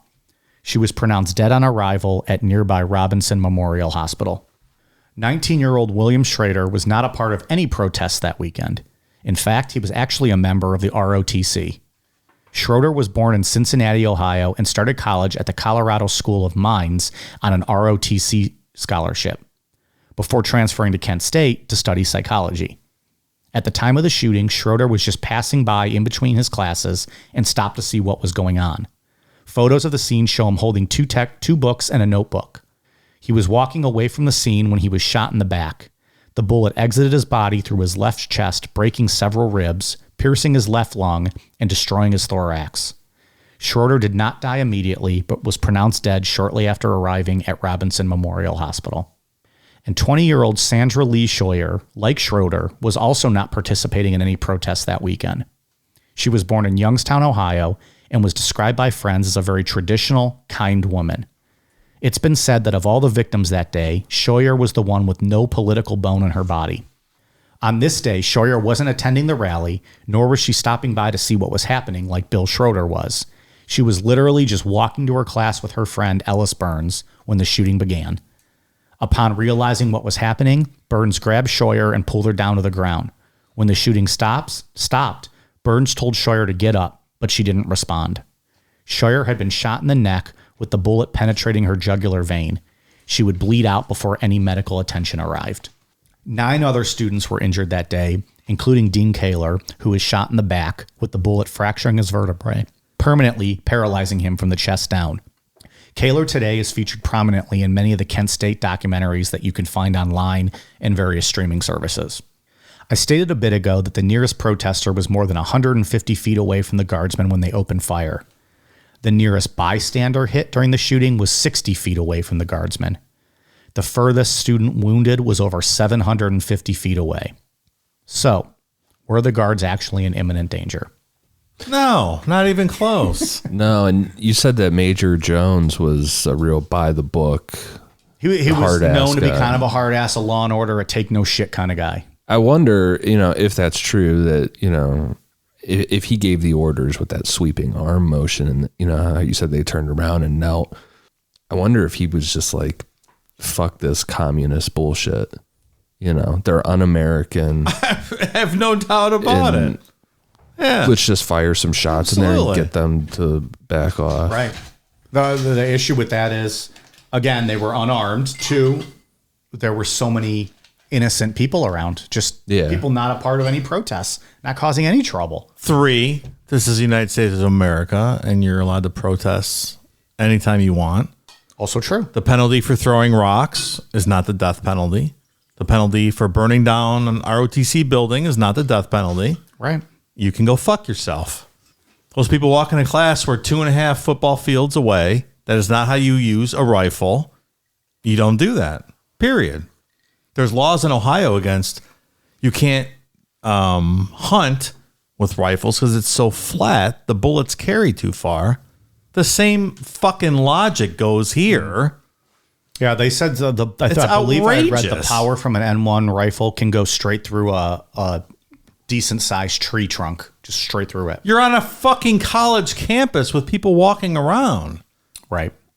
13 people overall shot, 4 killed. It's unbelievable. 9 other injured.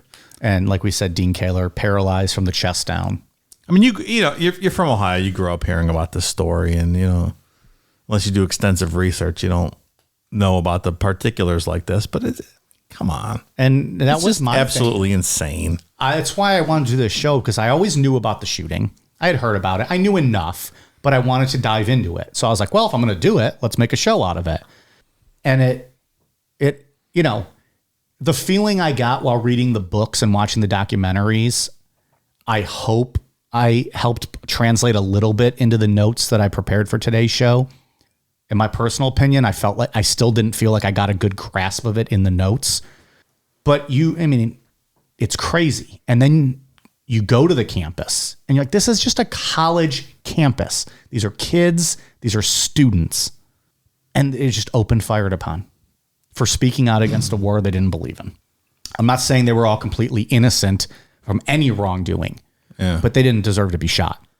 But in a closed environment where people throwing rocks and whatnot advancing on you from 25 feet away, maybe you can make the case. Right. But not in an open college campus environment where people are walking around behind you and you're firing rifles. Right. And they're obviously not going to all hit their target. And there's open targets walking 700 feet behind you. Like, that's insanity. And so Major Jones was not one that fired. It was not, he didn't fire anything. So there's the thought that this command was maybe not given by anyone. These might have just been 28 tired, scared, ill-prepared guardsmen who opened fire. But again, why? How did that happen? Yeah. Were they the guards that were huddled up? Was the shoulder pat a sign? That's, who gave that order? Was there an order given? Or was it just people getting fed up and tired and snapped? And even if you were in imminent danger, don't the surroundings dictate that you can't use your weapon in that matter because of what's directly behind the people you're shooting at? Down a hill into a parking lot. What the fuck are you talking about here? The parking lot is, by the way, still there today. And I sent you guys photos of it from my field trip. They kind of like paved over with like black each of the spots where the 4 dead bodies were, or the 4 students killed were, and have like 5 mini lampposts around that spot, kind of as like a little memorial to them. It's very eerie because you literally can park right next to where Bill Schroeder was killed. Yeah, you can park next to where Sandy Scheuer was killed, Allison Krauss. Jeff Miller, who was the closest one, was kind of like on it was like a roundabout that connected 2 driveways. Now I don't think you can drive through because his little monument is there. But I think Ian, you asked me when I sent the text, like, do those light up? And I believe the lights do work. So at night, that's got to be pretty cool to see. Yeah. Those 4 spots lit up. But do we know who actually fired shots, or was that lost? So the 28 guardsmen that fired, there were civil suits brought against 28 guardsmen. Okay. But we'll get into, my thought process right now is that it's still unclear, I believe, specifically who shot. Like, okay, I don't think they 100% know. We don't know because those records were lost. Yeah. Right now, I feel like even if there weren't direct orders given, it just all stems back to communist stuff. And just like they're anti-American. Yeah. They're not worth it. Fuck I it. think you're absolutely right. And so I guess I should be more clear. I think that they do know who the 28 confirmed shooters are. Okay. I believe beyond that, they have not confirmed anybody else. Because as we'll get into, there were, court things that happened, and we'll get into that. So I believe they identified 28 that they know to have shot. Okay. I think beyond that, they don't know if more were shot. I didn't know if that was something that magically disappeared, got lost. No, I think they identified at least 28 that did fire their arms. Because I would be interested to see what their mindset was like if they were law and order by the books type guys, or if they joined to get out of going to Vietnam to be a little safer. We'll get into a little in just a bit, but the majority of the guardsmen who testified all just said they felt they were being attacked, and that's why they shot. That was kind of the going line to use. On the other side of things, while it was initially reported by newspapers that a number of National Guardsmen had been killed or seriously injured, the truth is only one guardsman, Sergeant Lawrence Schaefer, was injured enough to require medical treatment, which was his arm was put in a sling because he had a bruise on his arm. And he sustained his injuries approximately 15 minutes prior to the shootings. So this wasn't like they were being attacked and they were getting hurt. The initial reports, though, like as this was breaking news, the initial reports were guardsmen killed on the Kent State campus. Yeah. That's what was kind of being put out there. It wasn't students That's what people shot remember. or students killed. It was guardsmen killed at Kent State. Immediately following the shootings, the campus was in a state of shock. The only sounds heard were the sirens of ambulances. Throughout the entire National Guard occupation of campus, many of the students believed that the M1 rifles the guardsmen were carrying contained blanks, and the guns were only being used for intimidation purposes. They didn't actually believe they would be loaded, let alone fired. A few thousand students sat down in the commons and refused to leave. Tensions grew as the National Guard reminded them this was considered an illegal assembly and they needed to disperse. Guardsmen even began forming up again, M1s ready, assuming further action may be necessary to handle the crowd. The students who had just seen their friends and peers gunned down were quickly turning into an angry mob. It wasn't until beloved geology professor Glenn Frank gave the students a tearful plea to disperse so as to avoid any further bloodshed did the crowd finally calm down and begin to leave. Upon learning that 4 students had been killed, the school administration decided to shut down the campus. It would remain closed for the rest of the spring semester. Meanwhile, anger over the shootings triggered a nationwide student strike that forced the shutdown of approximately 450 high schools, colleges, and universities. On May 9th, 5 days after the shootings, 100,000 people demonstrated in Washington, D.C. against the war and the killing of unarmed student protesters. Not all the responses were favorable for the students, however. A large portion of the Kent community, as well as people all across the country, felt the students received what they deserved. In fact, a nationwide Gallup poll showed that 58% of Americans blamed the students for the shooting, that they defied the law and appropriate action was taken. Many people, including numerous parents of Kent students, were reported to have said they wished that more were shot that day. Lies, rumors, and false reporting about the students, specifically the 4 killed, were reported in newspapers all over the country. Rumors like they all had venereal disease, were communists, and even that they were all drug addicts. Most of America didn't realize that Bill Schroeder was an active member of the ROTC or that Allison Krauss was a member of the Honors College. That information was widely ignored. Of course it was. The same people that think that this was all, this was good, more of them should have been shot, are the same ones that are crying over that woman that got herself killed rushing the Capitol building on January 6th. 100%. More of that in our QAnon series. These people think that this is good, but then it's the worst thing in the world that woman got shot rushing Secret Right. If you're Service. protesting for something we don't like, then we think it's fine and you should get shot. If we like your protest, then we're fine. Yeah. I mean, my note to America is that people with STDs, people with communists, people, Drug addiction, drug addicts, they have the same exact rights to march as you do. No more, no less. Yeah. You're no better than them. They have the same exact rights. They can march as much as they want. And I don't care if you fucking like it or not. And I think it was done just to hurt their integrity, right? Like, oh, look at this person was a piece of shit. He was a communist. This person, they were just a drug addict. They didn't serve a good purpose to society. And, it was just ridiculous. I mean, yeah. I'll chill out on the January 6th stuff. Sandy Scheuer was, known as just like the sweetest, nicest, most conservative, just family-oriented good girl. Jeff Miller was described by friends as like the coolest guy. He never met a stranger. Everybody was his friend. Everyone loved him. He loved rock and roll music. He was just a good guy to know and someone you would be proud to call your friend. Mm-hmm. And like we said, Allison Krauss, a member of the Honors College. Bill Schroeder, a member She was of the walking to ROTC. fucking class. Well, Allison Krauss was a part of the protest. Sandy Scheuer is the one. Whoever it was. Was just walking to class. And Bill Schroeder. 800 feet away or whatever it was. And I also read when Bill Schroeder transferred, the ROTC guy, when he transferred to Kent, he was studying psychology because he knew he was eventually going to be going to Vietnam, but he wanted to be a psychologist and he wanted to use that to help people, to help soldiers, to help kind of get through the maybe PTSD of what it was like to be in war. So the Nixon administration's response to this tragedy was seen as cold and callous at best. Just a few days prior to the shooting, Nixon was overheard calling campus anti-war protesters bums. During his condolence statement on the shootings, Nixon stated, quote, "This should remind us all once again that when dissent turns to violence, it invites tragedy." Nixon was essentially placing blame on the students for their own deaths and injuries. So this brings us to the question that's been asked for the last 52 years. Why did the guardsmen decide to open fire on the unarmed students that day?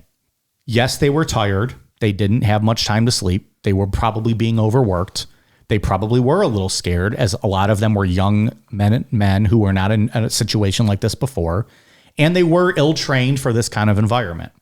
The most common answer offered by guardsmen is that they fired because they were in fear of their lives. Guardsmen testified before numerous investigation commissions, including the Scranton Commission, named after its chairman, former Pennsylvania Governor William Scranton. I thought it was named after a Scranton Strangler. It was not. Okay.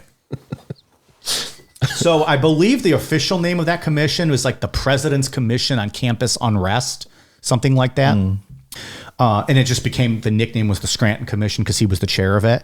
But President Nixon set this committee up in response to the Kent State shootings. And the Scranton Commission was asked to study the dissent, disorder, and violence breaking out on college and university campuses, particularly the national student strike that was then going on. Also, besides the shootings at Kent, other violent confrontations, including one at Jackson State College in Mississippi shortly after Kent, had also incited public and administration concern. A couple of kids got killed there, too, I believe 2 black students were shot by police during some protests. It was during this investigation, as well as in federal court, that the guardsmen said they felt the demonstrators were advancing on them in such a way as to pose a serious and immediate threat to the safety of the guard, and they therefore had to fire in self-defense. And to this day, even though the Scranton Commission, in its final findings, stated that the shootings at Kent State were, quote, unnecessary, unwarranted, and inexcusable, all federal, criminal, and civil trials have accepted the position of the guardsmen. In short, nobody has ever been charged with the shootings on campus that day. In a 1974 federal criminal trial, 4 years after the shootings, a district judge dismissed the case against 8 guardsmen indicted by a federal grand jury, ruling at mid-trial the government's case against the guardsmen was so weak that the defense did not have to present its case. In a much longer and more complex federal civil trial of 1975, a jury voted 9-3 that none of the guardsmen were legally responsible for the shootings. The judgment on this verdict was actually later reversed by a court of appeals on the grounds that the federal trial judge had mishandled an out-of-court threat against a juror. But by this time, all focus was on a civil case, Krause versus Rhodes. I actually also read that no federal civil trials, all federal civil trials or investigations were blocked by Richard Nixon until he started to feel like he was losing his power due to Watergate, and then he gave in and allowed them to start to happen. Didn't Nixon meet with some of these people one night? He met with a few of the students. It's kind of a weird situation, and there was that. And he met with students like protesters in Washington. Yeah, like at 4 in the morning at the Lincoln Memorial. It was very strange. Yeah, and like spoke with them, and just kind of like a real shitty way of trying to save face and make it look like I'm hearing you, I'm listening to you. I believe he met with 4 of the students that were shot. Nothing came of it. Like they're like, fuck this guy, fuck you, dick. So the civil case, Krause versus Rhodes. Arthur Krause, father of the slain Allison Krause, brought about a civil case against Governor Jim Rhodes, University President Robert White, and 27 guardsmen. President Robert White would later be dropped from the civil case. Krause, the students injured, and the families of the 3 others killed that day were seeking $46 million. In the end, the case ended up being settled out of court, with a mere $675,000 being paid in total to the plaintiffs. Also, this was to be paid for by the state of Ohio. The defendants, who did not have to pay a dime out of pocket, agreed to state publicly that they regretted what had happened on May 4th, but they still refused to take any blame. When all was said and done, the families of each of the 4 students killed that day received a mere $15,000, paid for by the taxpayers of Ohio. Now, I did actually learn today on my visit to Kent that the families of those awarded the money and the students awarded the money agreed that the large portion of that $675,000 should be given to Dean Kaler, the student who was paralyzed from the waist down, to help him pay for expenses and medical bills and such he would need throughout his life. That's really nice. They have at the museum there on campus the official signed letter from the guardsmen and Governor Rhodes stating their regret that this happened. It was pretty interesting to see, but took no blame. Yeah. Governor Rhodes got reelected to another 4 times to the governorship here in Ohio. Yeah, I believe he took a term off because he ran for senator, and you couldn't do 2 consecutive. Yeah. So then he left and then came back and was reelected. Several times. Again, he gained popularity from this. He surged in the Senate primaries. Yep. If there was another few days before the voting, he might have won. And then could have went on to become a U.S. senator if he would have won the general. So real quick, let's get into some of the biggest conspiracies and theories that are widely associated with the Kent State shootings. First is the Strub tape. Kerry Strub was a communication student at Kent during the time of the shootings. As he watched the issues escalate between the students and the National Guard, he held a microphone out his dorm window and managed to get 30 minutes of audio, including the shootings.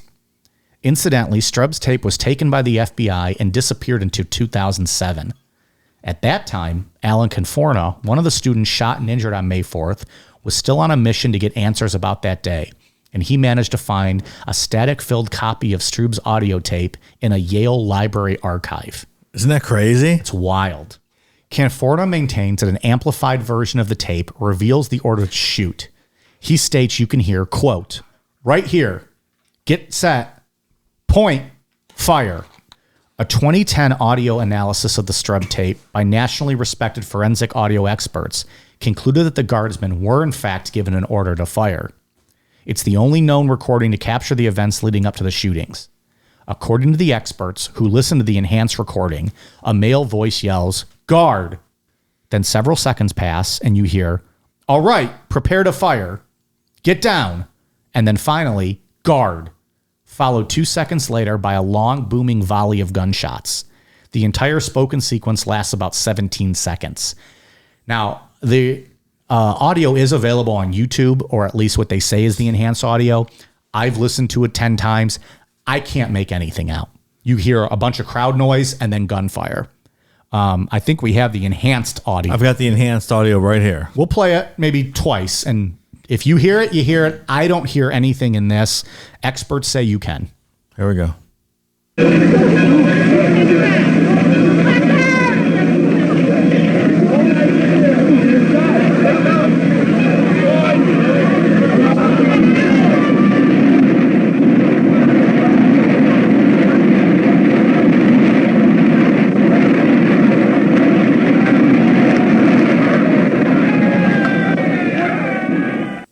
I heard point. Yeah, play it one more time. Go ahead. I want to hear it one more time.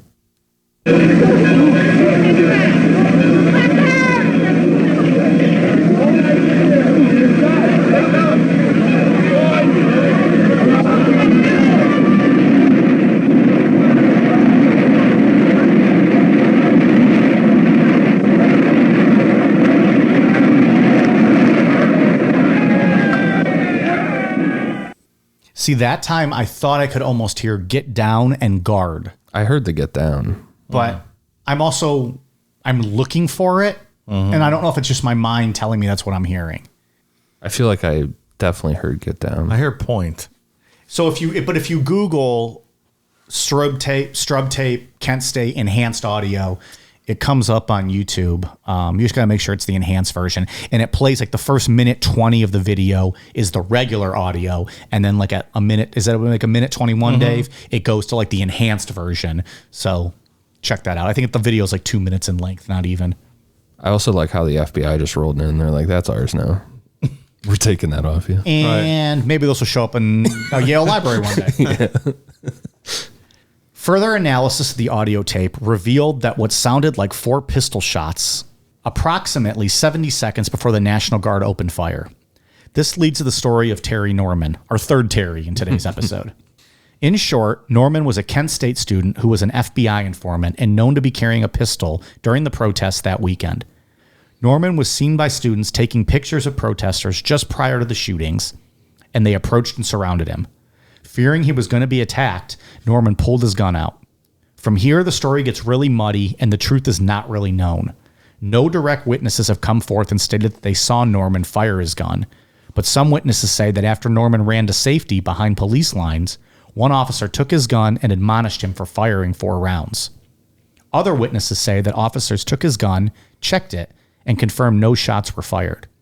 During investigations, some guardsmen claimed they opened fire because they believed there were student snipers in dorm windows. Could Norman's 4 shots have been what misled the guardsmen?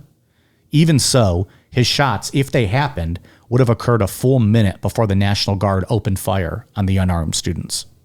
In April 2012, the United States Department of Justice determined that there was, quote, insurmountable legal and evidentiary barriers to reopening the Kent case. Also in 2012, the FBI concluded that the Strube tape was inconclusive because what has been described as pistol shots may have been slamming doors, and that voices heard were unintelligible. To close out, I wanted to share an interesting note I found during my research that really gives you a true sense of how the government felt about student protests during this time. In September of 1971, 16 months after the shootings, President Richard Nixon was briefed on the Attica prison riots.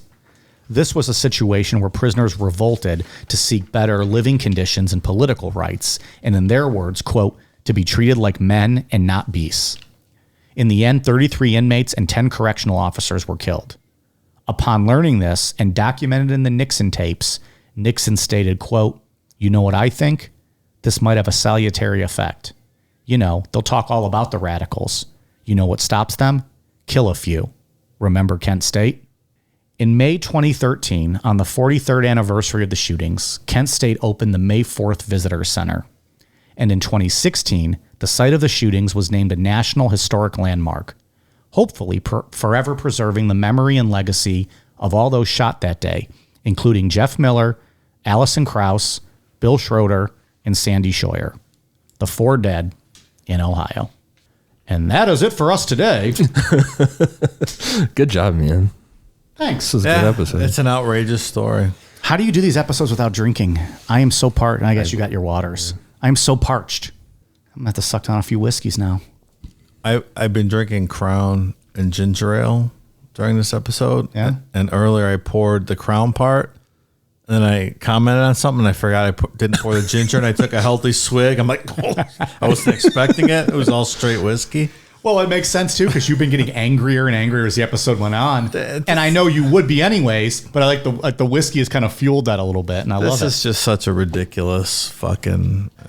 Just I know things happened and there were rioting and burnings but just protesting is such a bedrock of this country, and just the overkill that was done here is absolutely outrageous. And firing into a crowd on a campus like this is fucking outrageous.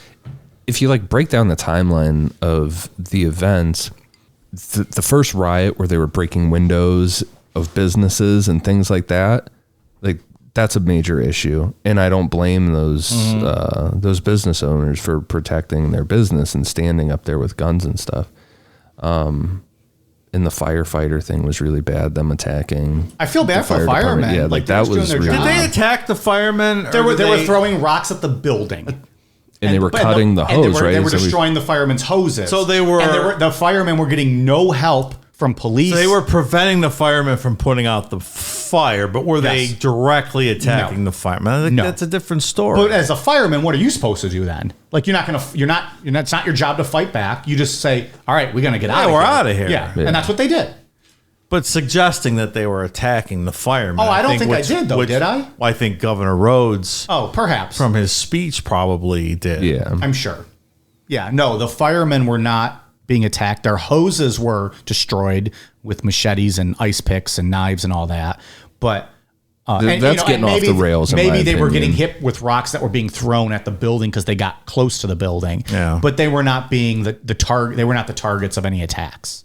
I feel like, just in my opinion, that's getting off the rails, cutting the. It is. Of course it is. The hose. Like Dave said earlier, that doesn't mean death penalty. No, absolutely not. But those protesters weren't completely innocent. No, and I don't know. I know I said it earlier, just a calm voice after that riot, after that the ROTC building was burnt, would have changed, I think, all of this. Instead of the governor going into business for himself with that quote, just, I think, really fired everybody up on both sides.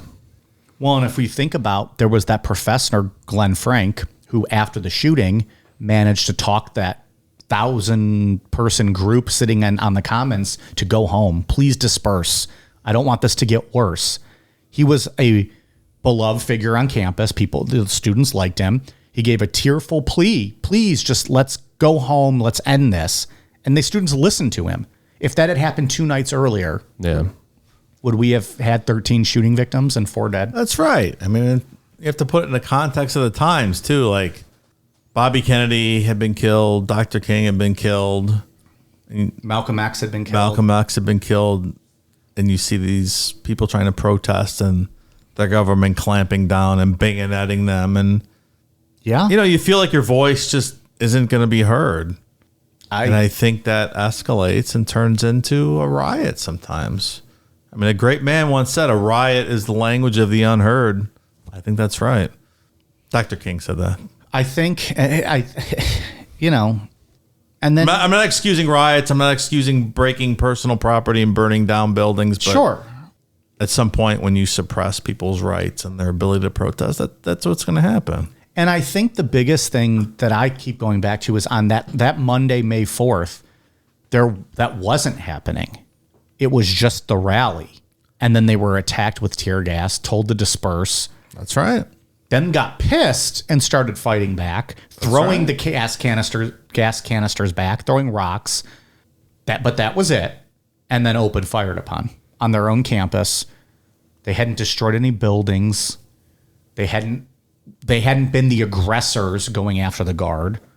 And it all culminated to that moment where after all that shit happened Friday, Saturday, Sunday, now the National Guard almost kind of feels like they have to go on the offensive.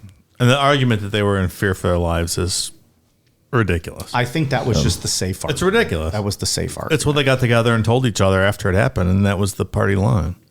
And I've seen stuff where they had went back and said that the doors of Taylor Hall, which were right next door to where the guardsmen opened fire, had doors that they didn't have, they slammed shut.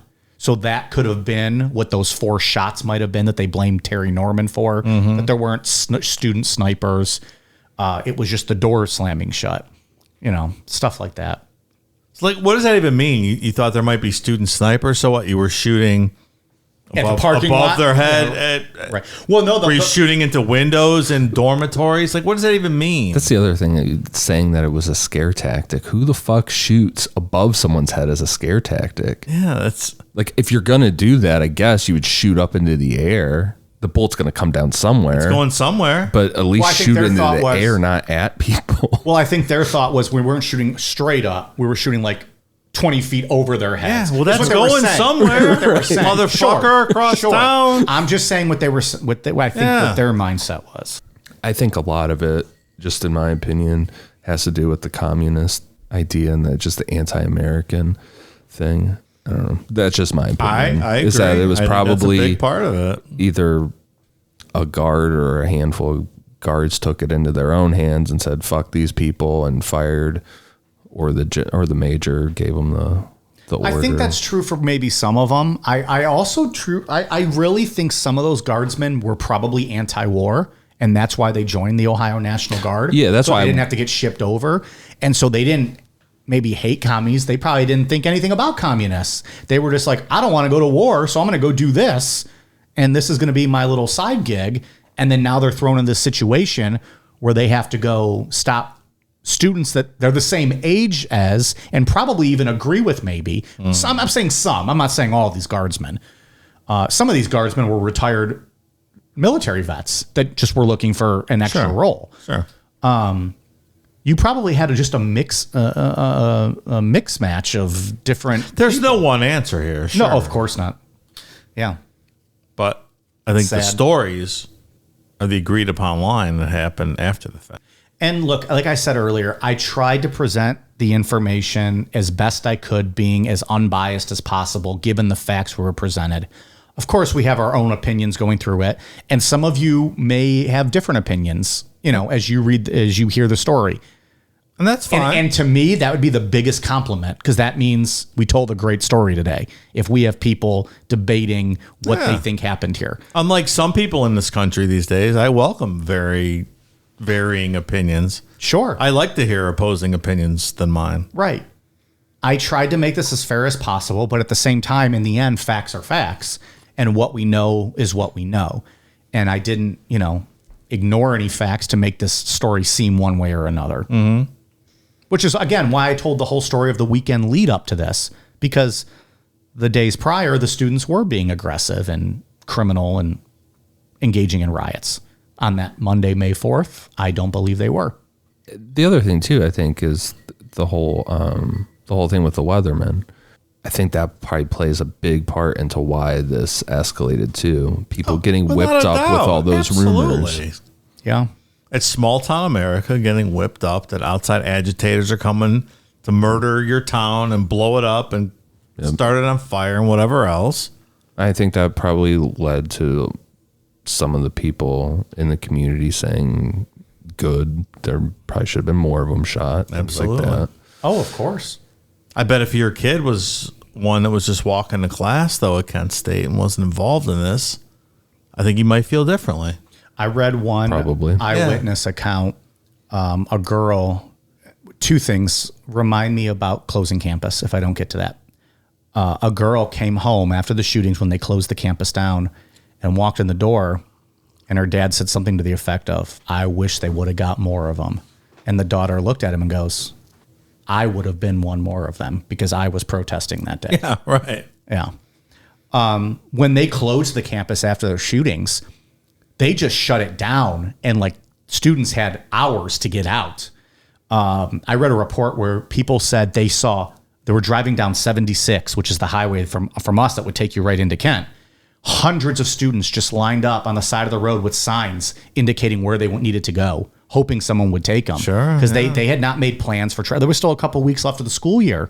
Right. And they were just forced out, just kind of roaming down the road with whatever belongings they had, trying to get home. Just crazy and very irresponsible to do and unsafe. You know, that could have easily led, that would have been a buffet for an Ed Kemper or, any of these serial killers. Yeah. All these young college students just roaming down the side of a highway. It's a great point. So anyways. Well, good job, Mike. It's very entertaining. Hey, very informative. I was very nervous coming into this episode, the most nervous I've ever been with recording because I wanted it to go well. And like I said, I didn't feel like I had a handle on the outline like I have for like the Benoit episode or the Garfield episode or even the Foxcatcher episodes that I've done. I just feel like I didn't have a handle on this episode. So I hope people enjoyed it and I hope it made sense and flowed well. Well, it's more open to opinion. Sure. I get that. I just meant I didn't feel comfortable with the outline. I don't know if that makes sense. Anyways. I thought the outline was very informative and thorough. Thank you. And it sounds like I'm fishing for compliments, which is not what I'm doing. I'm just telling you my thought coming in as to why I was so fucking nervous tonight. And it's a different kind of episode because it's open to a lot of interpretation and a lot of opinions. And I like that. And I hope we get that. Yeah. Because to me, that would be a huge compliment. If someone learns this story, if two people learn this story from our episode and one of them goes, oh, yeah, that was fucked up. Those students shouldn't have been killed. And someone else goes, oh, no, the National Guard was right. I think I did a damn good job telling the story. Anyways. It's good show. So I don't know. We kind of gave our final thoughts, right? And we got anything else? Anything else to talk about with this one?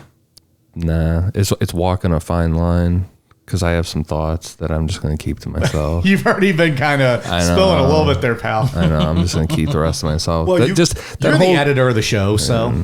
That double speak, or not double speak, but that double standard. Yeah, just the hypocrisy of people's opinion that are in favor of this is really fucking irritating, and it's hard not to kind of go down that road. But I would agree with you. And again, I think the reason why we chose to do this one is because it was something that was 52 years ago. We're still doing the same shit today, though. I'm not disagreeing. I'm just saying, we might not be covering January 6th anytime soon. No. But something like this, 52 years removed, maybe we can talk about a little bit more and have fun with the episode. I'll just say that I hear these same arguments today when unarmed black men get shot dead in the streets. So what's interesting? That cops feared for their lives. And I believe the group on Kent at this time was the Black United Students. BUS was their abbreviation. When all of this started, even on that Friday, they were told, do not get a part of this because they're engaging in criminal behavior. And when guns are involved, the black students are the first ones shot. And so the black students and the black groups and even the black anti-war protesters did not take part in a lot of this because they were told by their leaders on campus, do not do it because when guns get involved, you are the first one shot. Not wrong at all. Very smart. Well, we talked about what happened Wise at advice. Jackson State, a couple weeks after 2 black students were shot. So that they were not a part of a lot of this because of what, kind of what you alluded to, Dave. I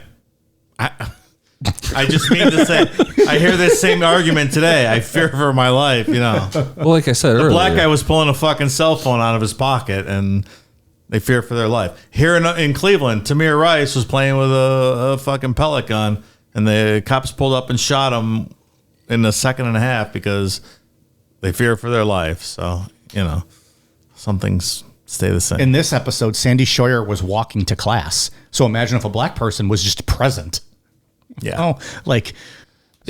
whoever agrees with the fact that they should have been shot has no room to complain about that woman that was shot and killed on January 6th rushing the Secret Service. No. That's my final thought on You were on that. committing insurrection and invading the U.S. Capitol. That's exactly what you would expect to happen. Not when you're protesting Not when unarmed. you're protesting unarmed on a college campus. And again, 2 of those killed were not protesting. Or walking to class. How dare you 3 walk to football class? fields away on a college campus. Yeah. So clearly we will not be doing a January 6th show anytime soon. No. Or a QAnon one. But I hope this was informative and people enjoyed it. So, all right, we got patron shout outs. Special shout out to Camila Venegas Schmuff and new patrons Andrew Muscuzzi, Oh, Muscuzzi. Brooke Lazier, Julia Dax 137, Hope Leisky, Jay Jansen, Amber Monique, Barry Big Schlong Burrito, Mo Sports Gal Junkie, Aaron Gamble, Zach T, Becca Emerson, Buster Cherry, Mikachu, Mandy MD. Was that you, Dave? That was you. What? Buster Cherry. I tried to hide it in there. Jussie, Fucking bastards. Summer Cavender, Ashley Snipes, Chloe Wolf, Blue Waffle Eating Champion, Oh, no. Nope. Cameron Hubbard, Future Cucks of Canada, Cum Cannon Relief of the Seaman Fleet. Does he report to the cum commander as well? Probably. Okay. There's like a whole military force forming over here. Right. Brad and Donna Shepard, James Meltzer the fourth, Anne, Clinton Vetford, Josh Wilson, Zoe Langlois, Irvin Lopez, Leonard Nobles, Crab Johnson, Blake Casey, Matt Kazera, Chad White, Silver Fox, Stupid Asshole. I had to read that one for a minute. Stephanie Gordon, I Cuck Speedway Raccoons, God damn. That sounds fun. Shelly Ramsey, Ashley B, Evan McPhail, Misfire 54, Uncle Randy's Rendezvous, Allison Halliwell, Jeff the Real Talking Mongoose. I don't believe that. Ian, why don't you suck my balls? Liz Crone, Sackman Ball Scholar, Manuel Covarrubias, Morgan Mattingly, Rochelle, Austin Bullock, Jen Miller, Chloe Bowman, Letitia Wiggins, David White, Jay Ryder. Here you go, Dave. Kara challenges Amy and Samantha to a triple threat ladder match for the title of Who Loves Dave More. Uh-oh. Was that the whole Patreon name? God damn. Yeah. But I expect the joke last week. We're going to hang Dave from the rafters. He's going to be chilling there, and they have to climb the ladder and grab him, and they win. Triple threat match. All right. Ian and I will commentate. Sounds good. Gabe loves Ashton. Adam Haddock. Love Ian's lullaby voice. Morbid Bitches. Dummy Thick Elmo. Mingle Mangle Mengala. Jesus. Jonathan Galafate or Galafate. I'm Your Hucklebear. Arthur M. Julia Hinkle. Angie Baldwin, Tyler Mole, Carly Nemo, Kendall Boyer, Mike Roush. Thank you all very much. We are at patreon.com/necronomipod. For iTunes, I have one for Your Boys, Monte Carlo, 2202, Ari Garrixer, and Slow Yellow 50. Thank you guys for the awesome reviews. Dave, you got anything from the international board? I do. First, I'd just like to say I'm looking forward to the Kara, Amy, Samantha triple threat match. Like, that's going to be a good time. Can't wait to watch. Nice. All right, from the I hope one of them does a swanton bomb off the ladder through the other two who are laying on tables. That'd And be if sweet. the tables happen to be on fire with thumbtacks under them, then that's even better. I have Felicity1332 from Great Britain. I have Jordan Jordan Lyd from Great Britain. I have Huckleberry Wynn from Canada. And that's it. Thank you very much to our foreign listeners. Hell yeah. Finally, we're getting back to you guys. All right, we good? Anything else? I think I'm good. No, that's quite an episode. I'm a little riled up, I have to admit. Now you need a cool down beer? Something happened 50 years ago, but you know. We're going to be sitting here just cooling down, drinking, angrily looking at the wall. Look, the more things change, the more they stay the same. I see hints of this today. So, You know, the funny thing about stuff staying the same is when I listen to the Coast to Coast, the Art Bell episodes that I have on my computer, not the ones from the app, but the computer ones still have like a lot of the news stuff in there. Same shit.